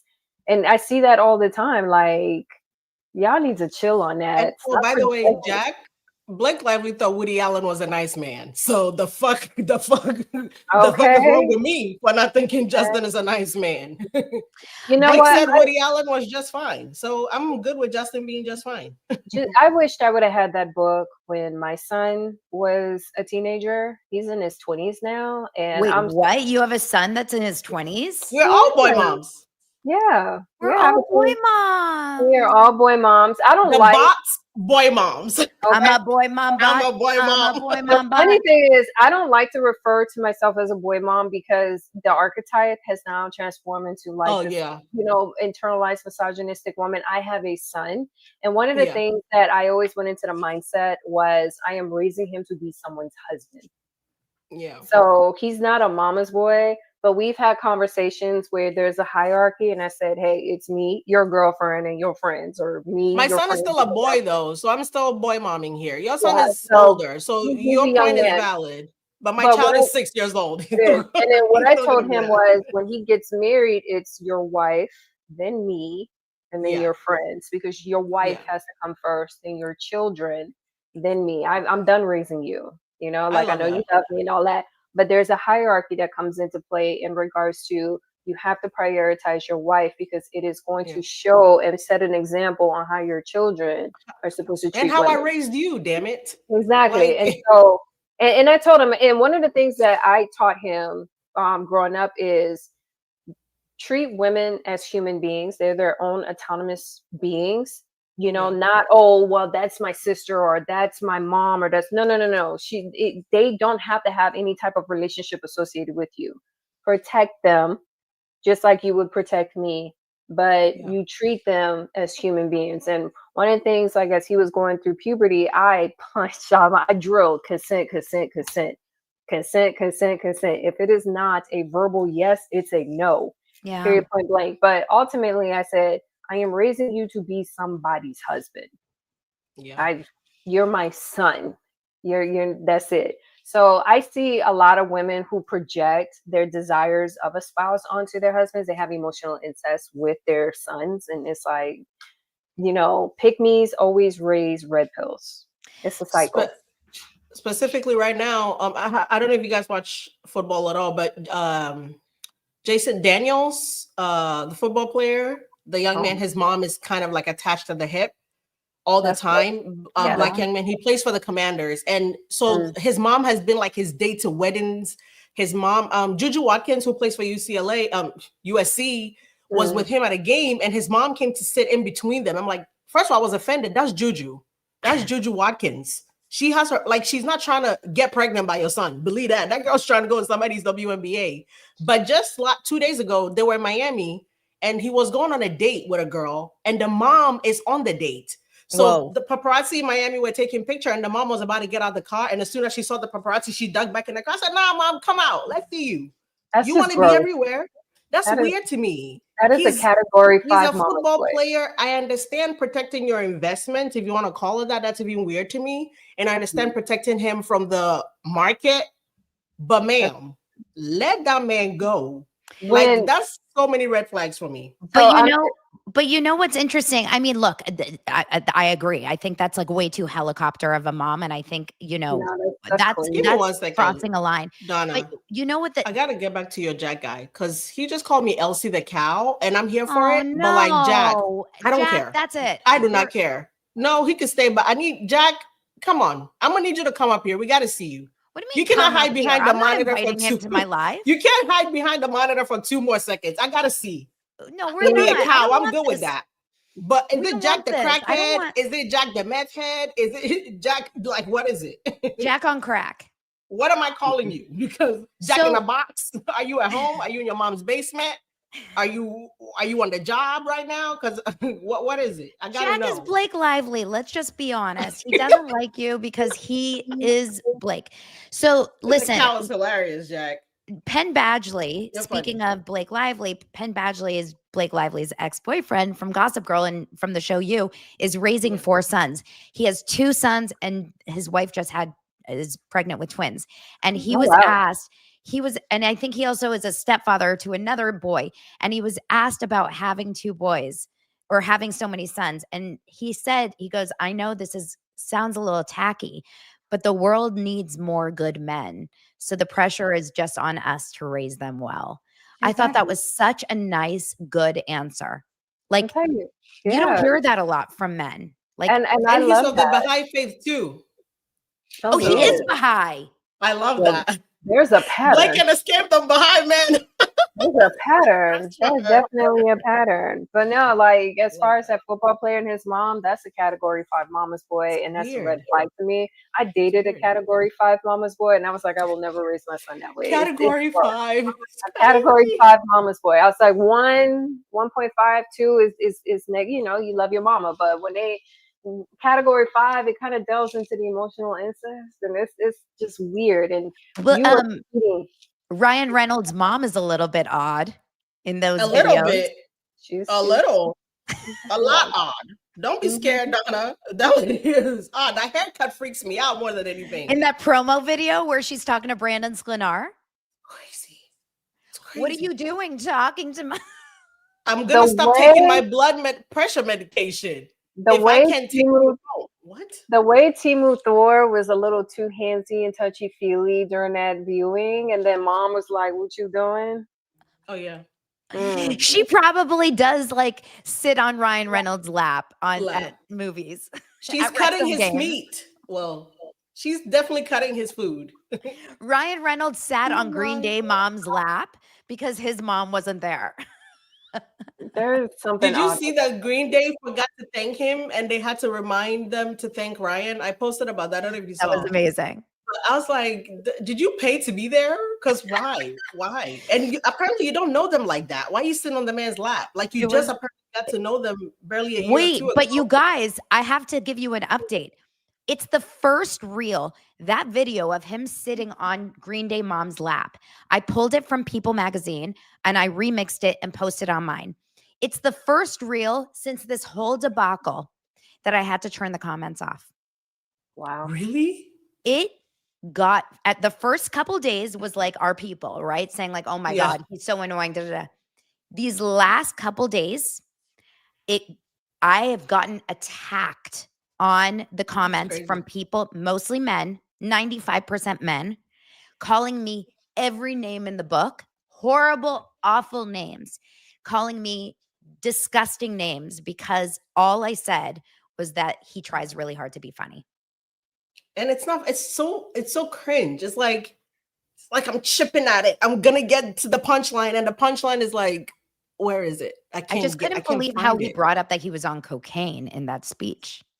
Cool, right? And it's not the first time he's made that cocaine joke either. I was like, he really gets off talking about drugs. He doesn't like his wife. At all. He does not like his wife at all. I mean, I remember in the early 2010s when he was like on his little Twitter thing and he used to make like little, I thought it was cute. Like, oh, they're so funny. And in hindsight, it's like, this did not age well at all. Knowing how men if you have to explain it, you're not funny. Yeah. Wait, someone said if you have to explain it, you're not funny. But remember, the whole thing about Blake is that she always says, I'm just joking. I'm just joking at the end of everything she says. You know that she's always saying like, it's just a joke. LOL, LOL. So that's like her and Ryan just like always try to say things and be like, it's just a joke. LOL. Elsie, when you played that video and of Ryan getting interviewed, and the first thing, like the question was so far, it was a normal question, but his response was so far out in left field. He was like, "Yeah, I had to fulfill my spousal obligation and have sex with her." Yeah, have sex with her. And then he's like, "It's a mercenary job. I go in when we need to have a baby." It was multiple interviews. Yeah, multiple videos. Like, he always talks about the sex they're having. How are you doing? Like the interviewer be like, "Hey, how's your day? Yeah, the sex is great. Like, thanks for asking." Yeah, I guess the sex is great. You know, I had to fulfill my obligation as a husband. It's like, oh, geez. And then Jimmy was like, then he's like, Jimmy pumps the sex talk. Jimmy's like, I didn't ask you about your sex life. And then remember they were like, oh, he's not playing Deadpool. He is Deadpool. And so when I watched Deadpool 3, I was like, oh, he's a down low bottom. Okay. Oh, and now so I haven't seen the new movie, but people are like, it's kind of eerie how Blake is playing a lavender wife or whatever. And I guess the guy in the new movie has a boyfriend, has a man. Yeah. And people are like, that's kind of what Blake is doing for Ryan in real life. And we're like, wait, is this life really imitating art here? Because I was like, Ryan is a down low bottom. And so, you know, people who are not of the culture, they're like, what's a down low? And I was like, down low bottom. It's like, oh God. He's like a dude to be straight, but he likes men. Except in Ryan's case, he's a bottom because he always makes bottom references. But did you see when Taylor Swift was helping promote the new movie, and then she was kind of shouting out everybody? They took this picture, and Taylor Swift was like, and you know, something to the effect of "shout out to my godchildren sperm donor." She just called Ryan Reynolds the sperm donor. Who did? Taylor. In an Instagram post. That don't sound like her. Yeah, she literally called. You could just look up Taylor Swift Ryan sperm donor and it'll pop up. I think it was like it was a picture with all of them in it because she was promoting the new movie, and then she called him the sperm donor. That's insane. You guys, these people need better senses of humor or something. Yeah, if you just Google Taylor Swift sperm donor, and Elle magazine will pop up, Page 6 magazine will pop up. Yeah, she calls Ryan Reynolds the God's kid sperm donor. There is this philosophy that says comedy isn't truth. Oh, for sure. Here, I'll show you guys. Yeah. I found it. You found it? Okay. Yeah. I was like, why would she make that joke now? Oh, shit. Taylor Swift just called Ryan Reynolds her God kid sperm donor. And then if you go down, the post is there. You can read the whole thing she said. Taylor Swift, this was in 2024. This was literally last year. Number one, that's the weirdest picture of her ever. I want Elsie. I didn't even realize that was her. I thought that was an ad of some random lady. Elsie, I want you to stand up and do that right now. How much? You know my number. Zell me. My love. $50, girl. No, just love. That's my going rate these days. Let's all do it.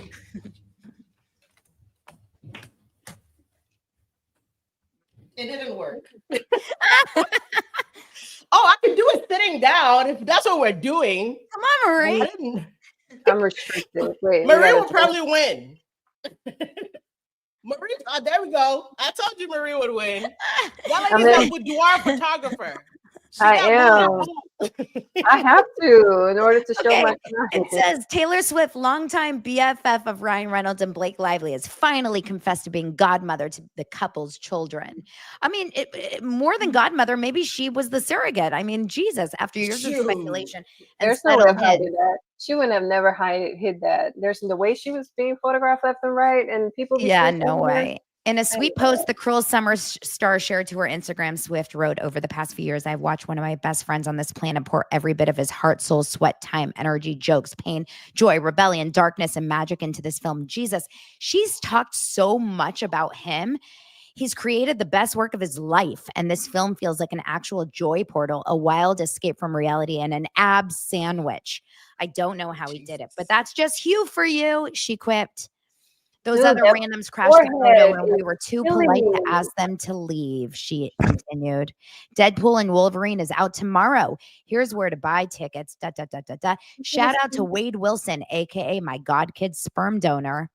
Swift's post comes after Reynolds' jokes that the singer's child mining fees were cost prohibitive. Okay, she spoke so highly of Ryan Reynolds on Deadpool. She never posted about It Ends With Us. Never. Mm-hmm. That's a good point. She never promoted It Ends With Us, and she was still close with Taylor. I mean, with Blake. Nothing had come out yet. She didn't go to the premiere. She wasn't there. She was probably on tour. I never thought about the fact that she never promoted It Ends With Us. But she was on tour during that time, so that was her. But she didn't even post it. Child. No, she could have posted that. But she did promote Deadpool, and she was on tour. Well, I know, but she posted a huge post about Deadpool. She didn't even post about It Ends With Us on her feed. That's weird. I just thought about that too. That is weird, especially considering her music. Her music was like the Ricochet. The trailer. Thing. Yeah. She didn't even post the trailer. Maybe she was having an affair with Ryan Reynolds. Nah. The way she knew what was coming. Nah, the way she turned golden retriever with Travis Kelce, you could tell. Golden retriever. He's a straight golden retriever with that man. No, all right, that's crazy. I never thought about the fact that she never promoted It Ends With Us. I never thought about that. You guys, this is the longest episode of Daily Dose of Donna ever, and I still, you guys are gonna leave, and I'm still gonna talk about Summer House. So, I love you guys. What's Summer House? Summer House is a show on Bravo. Have you heard of it? Oh no. Okay, I'm going to continue to talk. You guys, Marie, Bohemian Diva, and Elsie from Elridge. It's very confusing because I talk about you as Elsie, and everyone's like, "Who's Elsie? Who is that?" I know. Wait, can you guys, everyone? I'll put your links in the show notes. Bohemian Diva, you're already in the show notes, but can you guys please tell everyone where they can find you? Marie, you first. Go ahead. All right. Hey guys. You can find me on YouTube, Instagram, TikTok. I talk all things, like any and everything. So yeah, hit me up. It's Bohemian Diva 99 on all platforms. Yay. Thank you so much for being here, Marie. I love having you. You should do this again. Oh my God, please. It was so smart. Like we just talked about so many things and easy with you. It was. And Elsie, of course, and you have to do the rest in a British accent. Do I have to? Of course.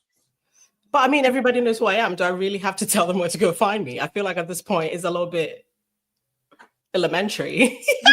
You sound like a Spice Girl. I do? Which one though?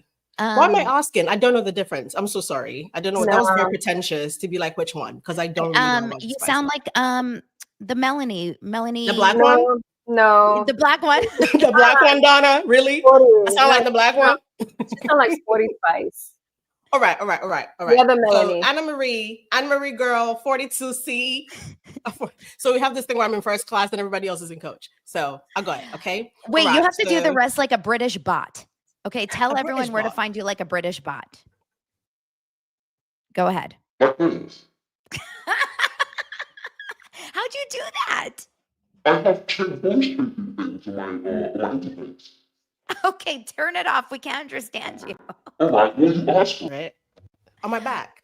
Am I Okay, regular now? so All right. everyone I'm everyone gonna be can for real find this you. time. Everyone can find me on Instagram, TikTok, on the Talkie Talk, and on Twitter. I'm not calling it X. It's very, very stupid. I'm not doing that. On Twitter, Instagram, YouTube, and I think that's all. Yeah, and the same username is Elridge because I'm like that. I'm that girl, you know. So Mhm. You sound very Oh. inorganic. Yo, we got an American Pope. Oh fuck! girl, Oh, yeah, that was hours ago. that was like 3 hours ago. Look, I was with you the whole time. Before the That show. was before. I was getting dressed. Oh He's dear from Lord. Chicago, girl. He's from Sharon. Oh my God. No, but I think he's a good one. No, girl. No, we I don't think need- everyone's happy. no, we do not need The an American Vatican is about to be so ghetto. about to No, be I think better. he's a good guy. American. Wait, I think it's a good thing. Are people upset? I don't like it. I don't care. I don't like it. I'm kind of mad because there was a Ghanaian guy in the running and I'm from Ghana. So I was like, but I knew that we're not going to let a black man No, in the I didn't Vatican. want him either. I did not want him because we Guys, we is not this having a no. Is this America's Got Talent? We knew who was in the running. Yeah, You I didn't didn't know who wasn't anything running? about this. you didn't know. That's how it works. They Yeah, let us it's know who running. was up for it. And then You they didn't pick the watch the movie? conclave. You didn't watch the movie? You didn't watch Yeah. Conclave? You I didn't know watch I the watched movie? it, but I Able- know it's about that. Were we able to vote? Yeah. No, no. not You you guys. vote. The They the vote. the other The other Pope. the The other other popes Pope vote. vote. You guys, I don't know anything about that system. Oh I watched wait, the movie. because I you're watched the movie. Jewish. That's how I Because I'm learned. You Jewish. wouldn't know anything about that. Oh Jewish. yeah. She's No, like, I'm Lord. Jewish. I do not play over there. I don't know what they're doing over there. Well, I look, just watched it on TV. I didn't want the black one because he gave me Clarence Thomas vibes, and I'm like, please don't. He's from Ghana. I don't care. He was giving No, Clarence. but like I don't know it. I'm not Catholic. I don't really know, but I know that much. I know the process because Mhm. Yeah, I knew the Catholicism process. is very I used to be I know the Catholic, process. and I stopped. Oh my God, Whenever this is. somebody says I used to be Catholic, I'm like, tell me more. You guys are like three besties that have nothing in common. Oh, y'all loving that. Well, We all. no, we got one thing in common. We're all boy moms, except we have what a baby and a kid, and we have an adult. and pre-adolescents and a grown man. And we all believe that Blake Lively is a Snake Lively. Hey, He's a you know the liar. best representation? We're all wearing shades of a red or pink. Yeah, That's And quite we all literally kick our us. legs up like Taylor. That's yeah. But you know what the beautiful thing about it is? The fact that we have differences in our values and different perspectives, and we can still come together and be like, hey, this is how we expand the cognitive diversity aspect. I know we're supposed Somebody to be. said smart, beautiful, and funny. Who is who? No, we still Um, do this good. I'm definitely not the smart one. I'll take all three. Okay, we're gonna give Marie smart. Oh, thank But you. she's We're gonna also give Donna beautiful. beautiful, and we're gonna give me funny as hell. What? I'll take no. any of We could those. do like a potion appreciate- oh, and drink yeah. that shit. We can mix up Yes. 3 and drink. Take a shot. Smart, beautiful, funny. You know what? I'm You going to guys- take this over to my platform in regards to covering the You're Guardian. going live? Nah, I don't know how to go live here, Oh. but I'm gonna like post something on YouTube because I'm Okay. overdue for a long. All right, let's talk later. I'm still doing a show. Okay, Let's do- I love it. Yeah. But no, We're I gonna have love to edit y'all. the shit out of this. I love you guys. Okay, bye. I'll see you soon. Thank Thanks you for guys. having me, Everyone go Donna. Bye, follow Marie. Bohemian Diva and Bye. Elsie. I'll see you on the Bye. other side, Marie. Okay. Stick around because I'm still chatting. Okay. And you guys, Bye. I'm gonna post my other video, so come watch it later on YouTube. Bye. I will. Love you. Bye. Okay. Bye. Love you. Oh my God, you guys, that was so much fun. We're still here. I'm going to cut a little bit of that for the audio version later, but wow. That was such a long show to talk about everything Blake Lively and Justin Baldoni. But now we have to talk a little bit about other things because there's so many other things to talk about. Oh my goodness, my voice. I don't even have a voice anymore because I've been up since 2 a.m. No, 4 a.m. Are you guys still here? Who's here? Okay, we have to talk about Summer House last night. Did you guys watch it? I truly can't stand. I love you, Elsie. I truly can't stand Jesse Solomon and Ciara. I'm sorry. I've jumped the shark. I have jumped the shark. Ciara's a mean girl. Ciara is a mean girl. And if you don't see it, we're not watching the same show. I got into it with another creator on Twitter. We didn't get into it, but like I disagreed with him because he was like, I think Ciara is the most dynamic person or most wonderful person on reality TV. And I'm like, we're not watching the same show. I think Ciara is horrendous. Oh, Micah's here. I think Ciara is like the worst person on reality TV. She's so angry. She's so mad. She's so bitter. And she doesn't bring any joy or happiness to the show. She's so unhappy always. Poor West. Okay. Yeah. He was kind of a dick to her last season. Got it. No big deal. We're all dicks to each other on these reality shows. But she's so angry to him, and he's like emotional and vulnerable at this dinner scene, and she has to like get up and walk away. She can't even like give him the benefit of the doubt and be a little bit kind and a little bit sweet to him. It's very odd, it's very strange and not very kind, and I don't get it at all. At least Paige like brings a little humor to her kind of anti-men vibes. You know what I mean? Okay. Lexi. Jesse's totally playing her because he's in love with her, treating her like he's obsessed with her. He love bombs the shit out of her. He doesn't let her break up with him. And then the second he's with the other girls and the other guys, he talks badly about her again. I don't get it. I don't get it. And meanwhile, Kyle's talking about his sperm and how smart his sperm is and how much sperm he has. And Amanda wants nothing to do with his sperm. Amanda does not want to have babies. Doesn't want to have babies. This is a good question. Melissa says, I've never seen any Bravo show. Does anyone have any recommendation on where to start? That is the best question ever.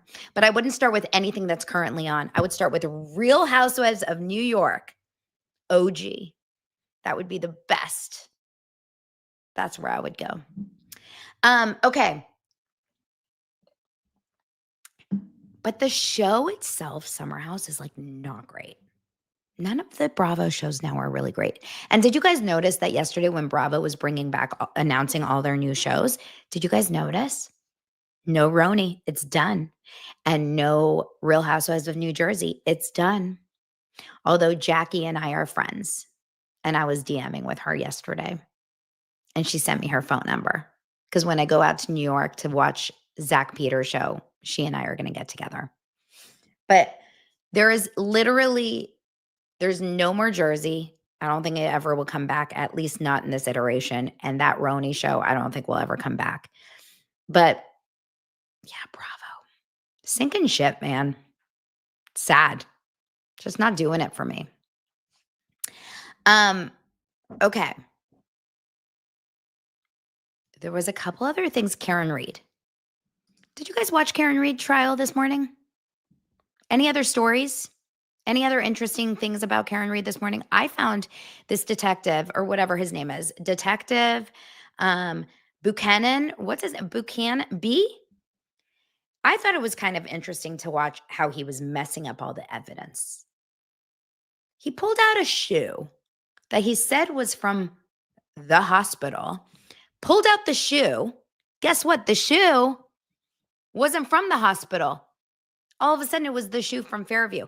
The prosecution is messing everything up. I'm telling you, this cannot be going good for Commonwealth. Karen Reed must be found not guilty. And I heard something yesterday. By mistake, I clicked on the court TV feed of Karen Reed.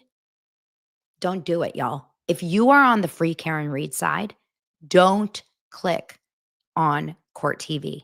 Because if you hear it, they are like on the Commonwealth side. For some reason, the commentators on court TV, they like the Commonwealth. Like they're not pro Karen Reed. It's weird.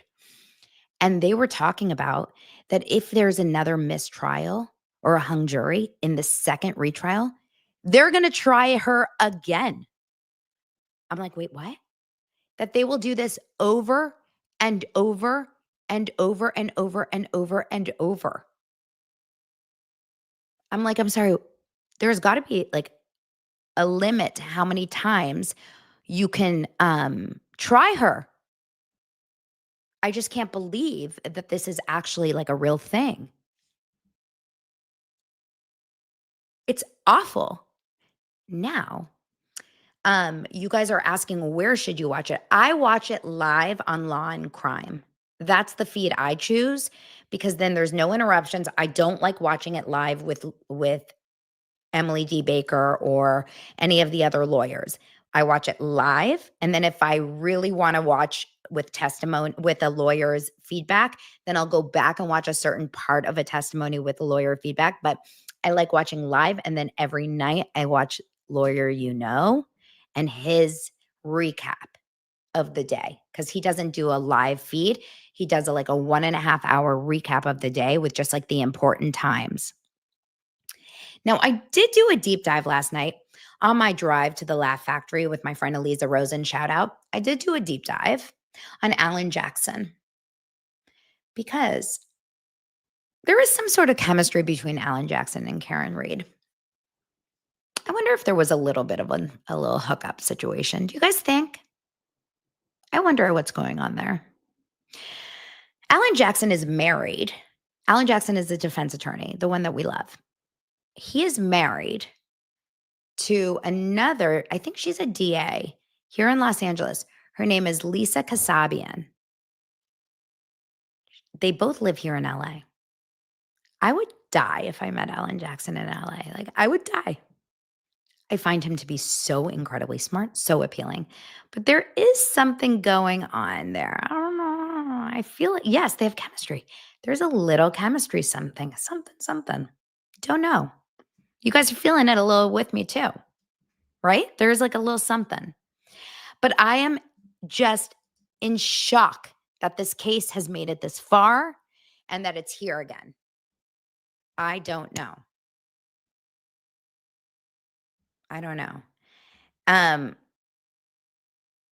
No, that picture from TMZ of AJ and Karen Reed was AI. What was the picture of TMZ of AJ and Kate? But I saw a video of AJ, Alan Jackson, and Karen Reed like hugging. Was that not real?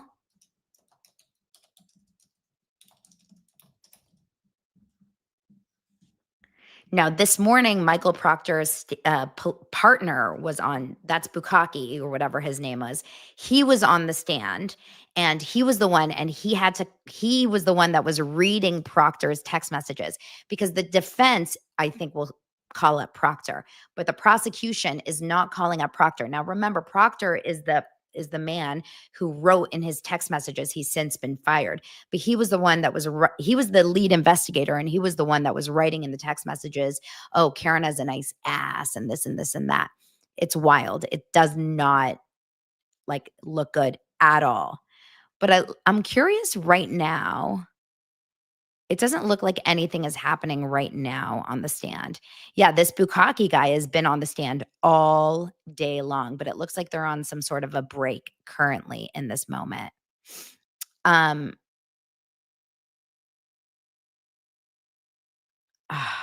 can't believe it.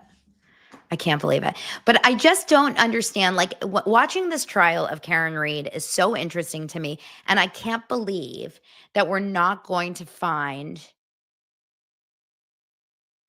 be able to watch Blake Lively on the stand like we're going to be able to watch this. I'm so livid that there are these rules in New York City. I can't believe we're not going to be able to watch the Diddy trial, and I can't believe we're not going to be able to watch the Blake Lively trial. It's so upsetting. It's so upsetting.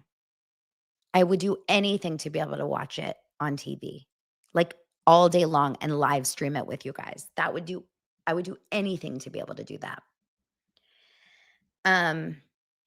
We also were able to see today Karen Reed. I mean, I will show you guys this one part of the trial that I thought was they did show it last year, but I thought it was kind of interesting where they showed during that time.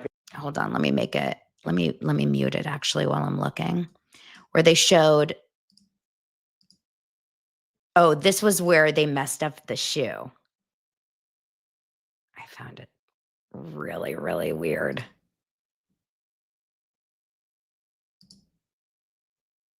He pulled out the wrong shoe. Here, watch.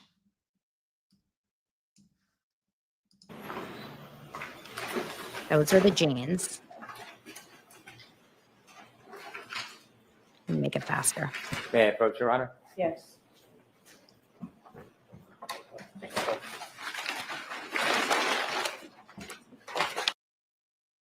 Could you produce it, please? Yes, sir.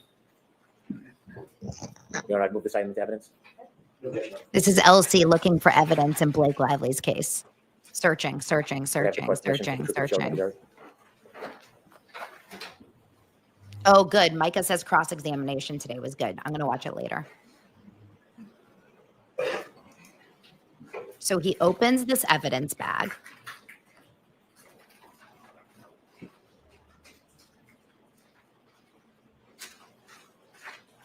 His last name is not Bukaki. I made a joke because Micah called him Bukaki. It's Bukenik. Yuri. I think he's Russian. Okay, he pulls out the shoe. This was a shoe John O'Keefe was Trooper, wearing. was that the sneaker that was at the hospital when you visited Mr. O'Keefe? No, sir. This is the sneaker from 34 Fair. Okay, wait, Can I hold have that on. mark? Let me make it slower.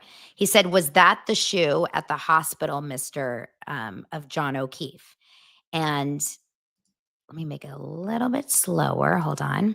And let me just go back a little bit. Here we go. Could I have that marked?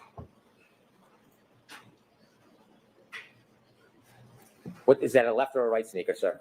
This is the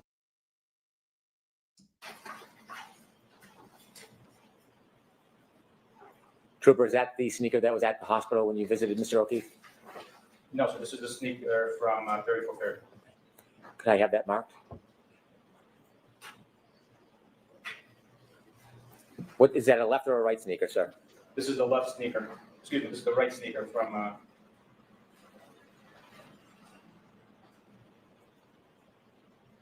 Look at Judge Bev. 34 Fairview Road, Kansas. Sure. If you could put the speaker back in the bag and let Mr. Brennan bring the bag over, please. Okay, so they absolutely messed up and brought like the wrong shoe or something. Yesterday, and that's his family, obviously, that have to like look at his belongings, although I have thoughts about his brother. But yesterday they had one of the shoes from Fairview, which was the shoe that was collected as evidence that was left behind. And then today was the shoe that was supposedly found on his body, recovered at the hospital. But then he pulls out the shoe and he's like, yes, this is the shoe from oh no, this is the shoe from Fairview. So confusing, right? Absolutely confusing. Makes no sense. It was totally like they're a mess. I feel like it's such a hot mess express over there. So we'll definitely have to keep watching it and see what happens. So that's that, you guys.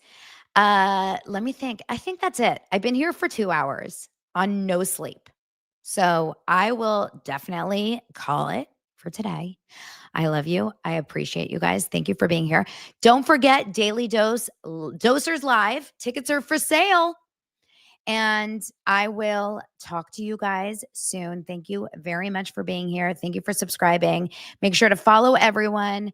And I will talk to you guys tomorrow for Friday's episode. Love you guys. Adore you.